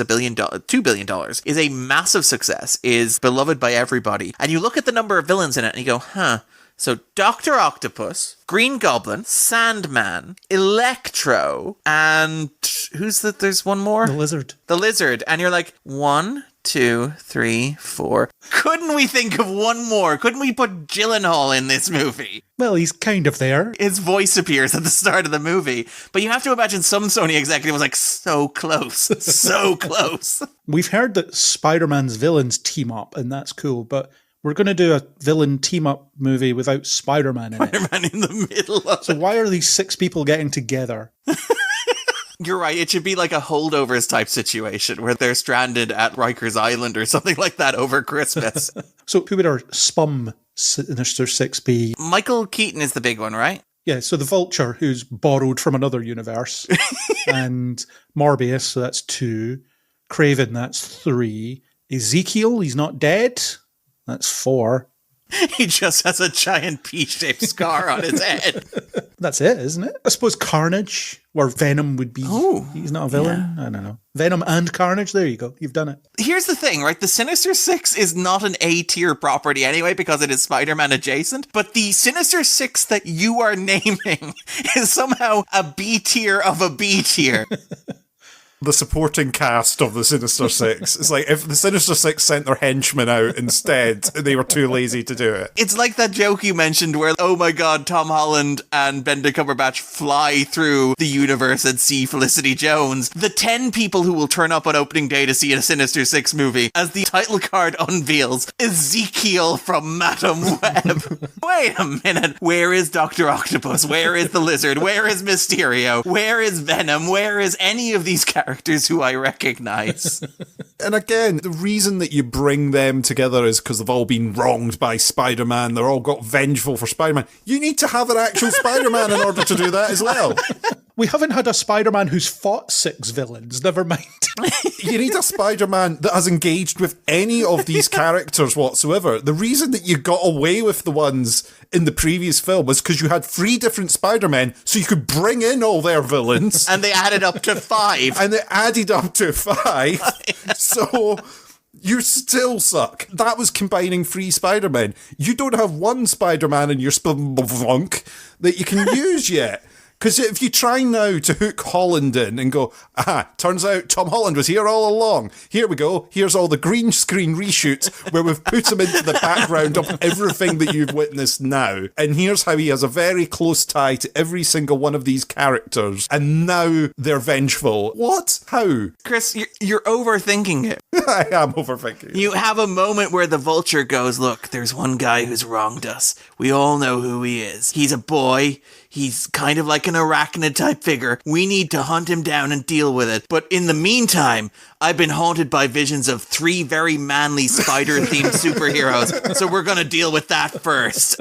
That post-credit scene for Morbius was laughable. Michael Keaton's like, I don't know why I'm here. Something to do with Spider-Man, I think. Anyway, how about forming a team? None of this. I want to get back to my daughter in my universe. Also, we're in the middle of the desert for some reason, and I have assumed that the Vampire Man is the only person who can help me. I opted not to go to the giant long-turd lizard man who looks like Spider-Man. I went straight to Dr. Michael Morbius.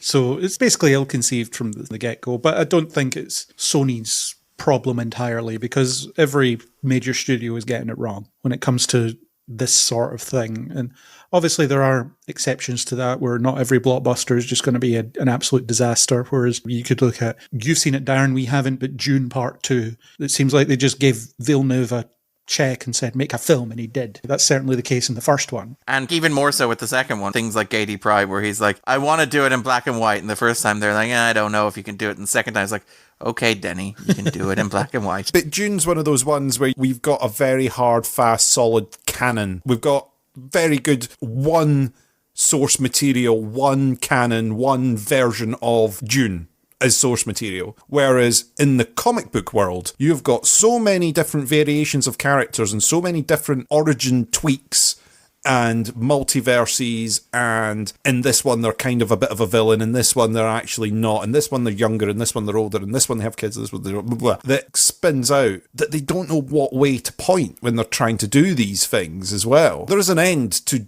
Dune. It's got a stopping point. Comics are like a soap opera. It never ends. It goes on. But that's why you let the creative people get on with it. The proof is there that if you just leave them to it, they'll make great stuff. Sam Raimi, 2 Spider-Man films, 0 interference, or at least minimal interference. They're great. Spider-Man 3, the studio are suddenly like, do this, do this, do this.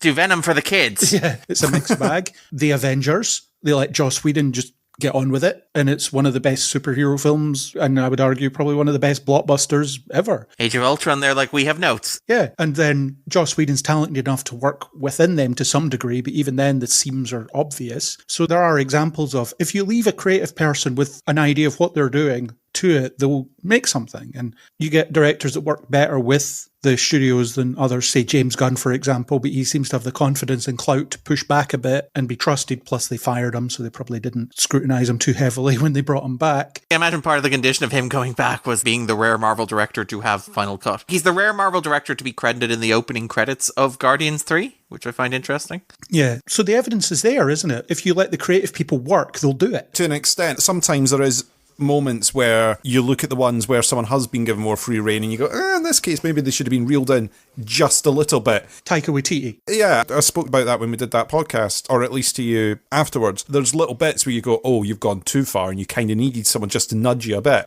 You never go to full Taika. I'm not saying that the studio exec should be going in with full sway to completely, like you say, rip out the middle act of a film and replace it, or we're now going to absolutely change the decade this is in, we're going to ADR half the dialogue out of it, it's not going to be the film you shot anymore. I don't agree with that. There's got to be a certain amount in there, and I think you're right. It's unfair that there's some directors that are high enough. I mean, we were talking earlier on about actors who have got a bit more free reign to go, oh, actually, I'll talk how I want on the press tour because I don't care if you hire me for your next thing or not. It's the exact same with directors and stuff. There are directors who, if Marvel turn around and say, we don't like what you're doing with this, or Disney execs or Sony execs say, I don't like that, we want you to replace him with that, they'll go, that's fine, I'm off, bye. And they go. They leave. How many times do you hear that director X has left this project even before it's shot, or once it started shooting, where as soon as they started getting the stuff, they go, bye-bye. Well, it was Edgar Wright, wasn't it? He was, you're not letting me make the Ant-Man film I want, I'm gone, and then he goes. I wanted to make a Marvel movie, Marvel didn't want to make an Edgar Wright movie. Isn't that the quote that he has? Yeah, it's that point. And those directors, like Edgar Wright knows, I'm going to do my own thing. I'm going to be fine, I'm going to be fine. The other directors, where this is their first shot at the big time, or their first, this is going to make me or break me kind of film, they are going to have to pay attention to the notes because they don't want to be kicked off or blamed when everything goes wrong. Yeah, and then wasn't it Bob Iger that recently said that studio execs should be having more input into the creative process? They should be on set more often is the thing. That was the problem. We shouldn't be letting creatives run around. That was the thing with Rings of Power, where one of the reasons cited in the Deadline report for moving Rings of Power from New Zealand to the UK was that during COVID it was easier for executives to visit the UK than it was to visit New Zealand because they wanted to be on set. I would argue, to Chris's point, the ideal should be that you should be making movies that are budgeted to such an extent that even if a director goes off the rails slightly, you don't tank the studio. I'm looking at Madam Web here, and look, obviously nobody is happy with Madam Web, and nobody is happy with the film's financial performance. It has a budget reported of $80 million. I think it cost over $100 million, but tax credits bumped it down to 80. It has made $53 million worldwide, which is obviously not great, to be clear. Needs to make 4 times that to be a success, doesn't it? 2.5, I think, isn't it? 2.5 to break even is generally the number. That, yeah, because the marketing budget's as much as the production budget. Pretty much the same as it was, and you only get a certain percentage share of cinema tickets as well. And obviously, in the old days, you could sell it on secondary market and you would make a profit on everything. The story Rob Reiner tells is 10 years, 20 years after The Princess Bride is released, he gets a phone call from his accountant saying, by the way, you got your first royalty check because it finally turned a profit. If you waited long enough in the old days, anything could make a profit, and also things didn't cost as much as they do now, so it didn't matter as much. But the idea that even accepting that this is a flop and a failure and everybody has egg on their face, and that's very bad, I'm not defending the movie to be clear, even at that, assuming we stop earning now at $50 billion on an $80 million budget, that will still have lost less money for Sony than The Flash did for Warner Brothers.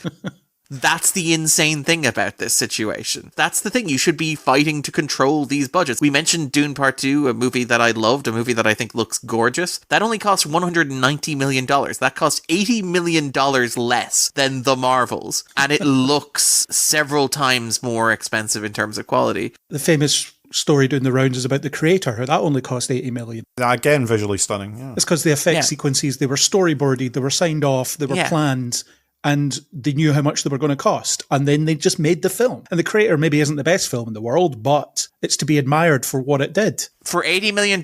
Yeah, that's the thing. To Chris's point, you can afford to give those directors freedom if the fate of the studio isn't riding on them. I understand why Bob Iger is breathing down the neck of everybody making a Marvel movie, because whether or not he will have a job in the morning depends on how their movie performs. He has a very real stake in it. My argument is that you need to take that out. We need to scale down. We need to cool the box office arms race. We're all in a fireworks factory, and we can't tell which direction they're going to go. Plan the film before you make it and then make the film, and then you'll find that it costs less and it's less disjointed as well. On the clout thing as well, I know Tom Holland's been talking about how if it's not the Spider-Man film he wants to make, he's not going to do it for the next one.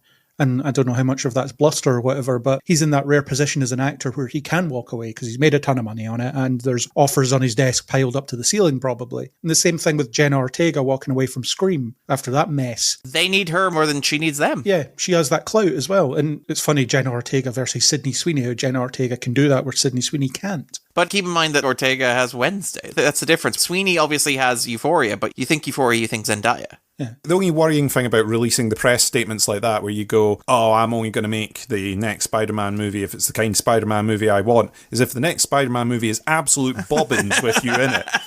You've got no way of turning around and going, well... You can't pull a Dakota Johnson and go, they yelled the word explosion at me. It's a bit like Patrick Stewart saying, I'm in the writer's room for Picard, so don't even worry about it. It's going to be amazing.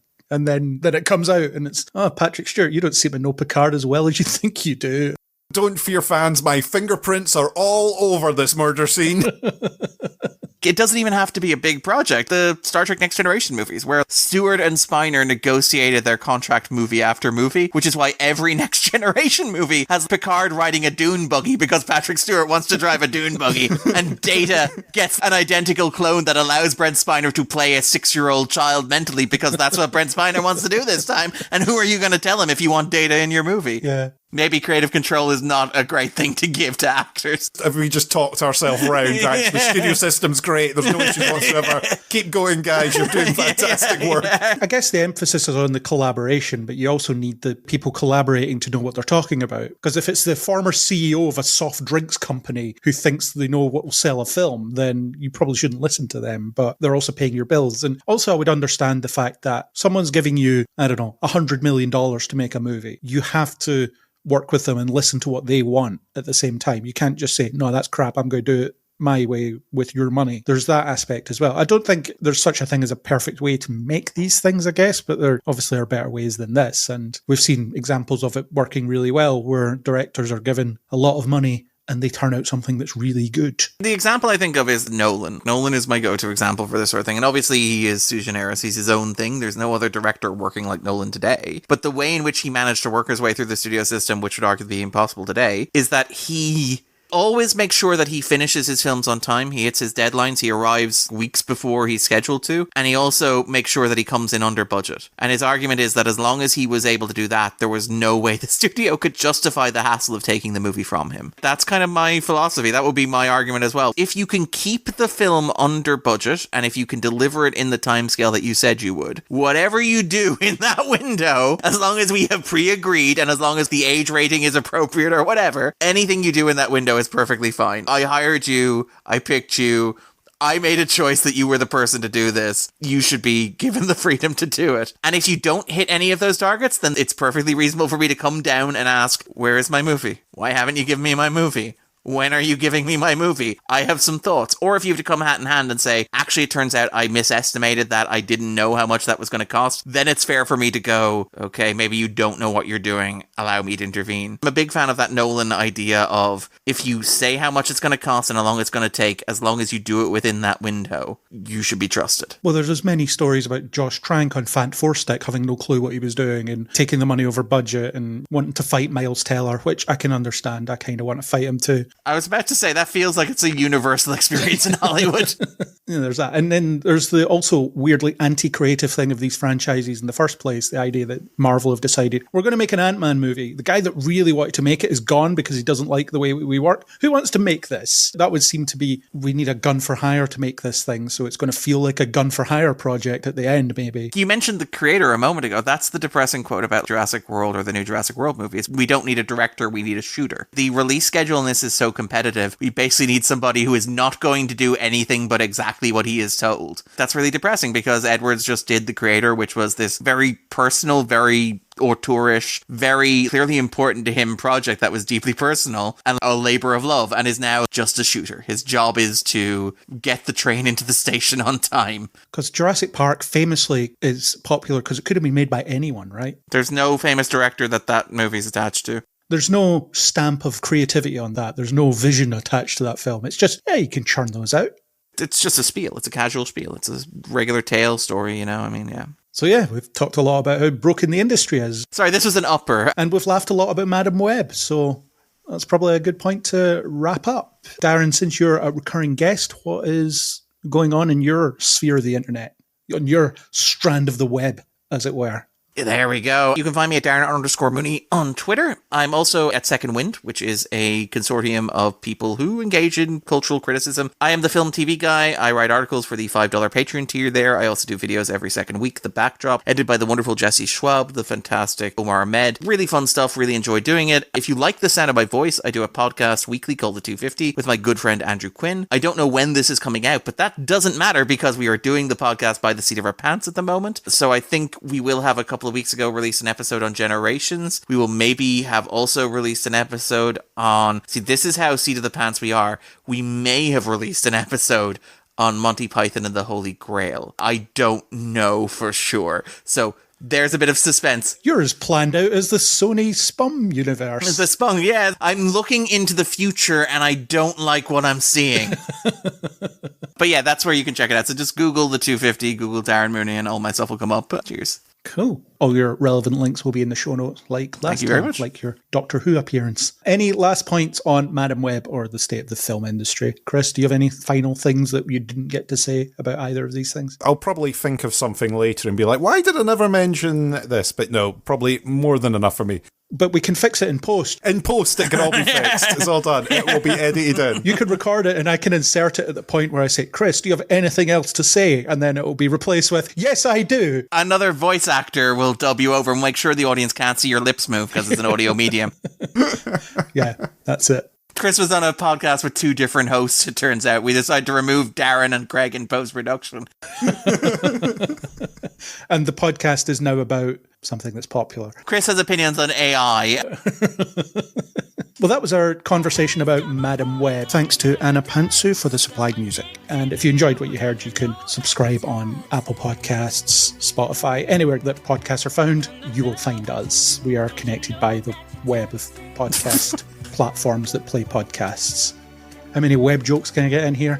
Quite a lot, it seems. As well integrated as the plot point in Madam Web. Most of these places allow you to rate and review, usually in a star rating system. So, Darren, how many stars should they give us? I believe it's 5. Yeah. And Chris, should they give us a comment, do you think? I think they should comment, and where they see stuff, they should like and subscribe. Absolutely, yes. That sounds good to me. And if you want to discuss Madam Web, or anything else really, you can hit us up on Facebook, Twitter, or Blue Sky under Kneel Before Blog, or you could join us on Discord, or you could leave a comment on kneelbeforeblog.co.uk. But until next time, we will catch you. No. Oh, you were doing so well. You were doing so well. I was like, oh, he's come out to do it. You did a reel when you accept great responsibility, great power will follow us. You can follow us on... Wait a minute. And as always, you can catch us next time on Kneel Before Pod.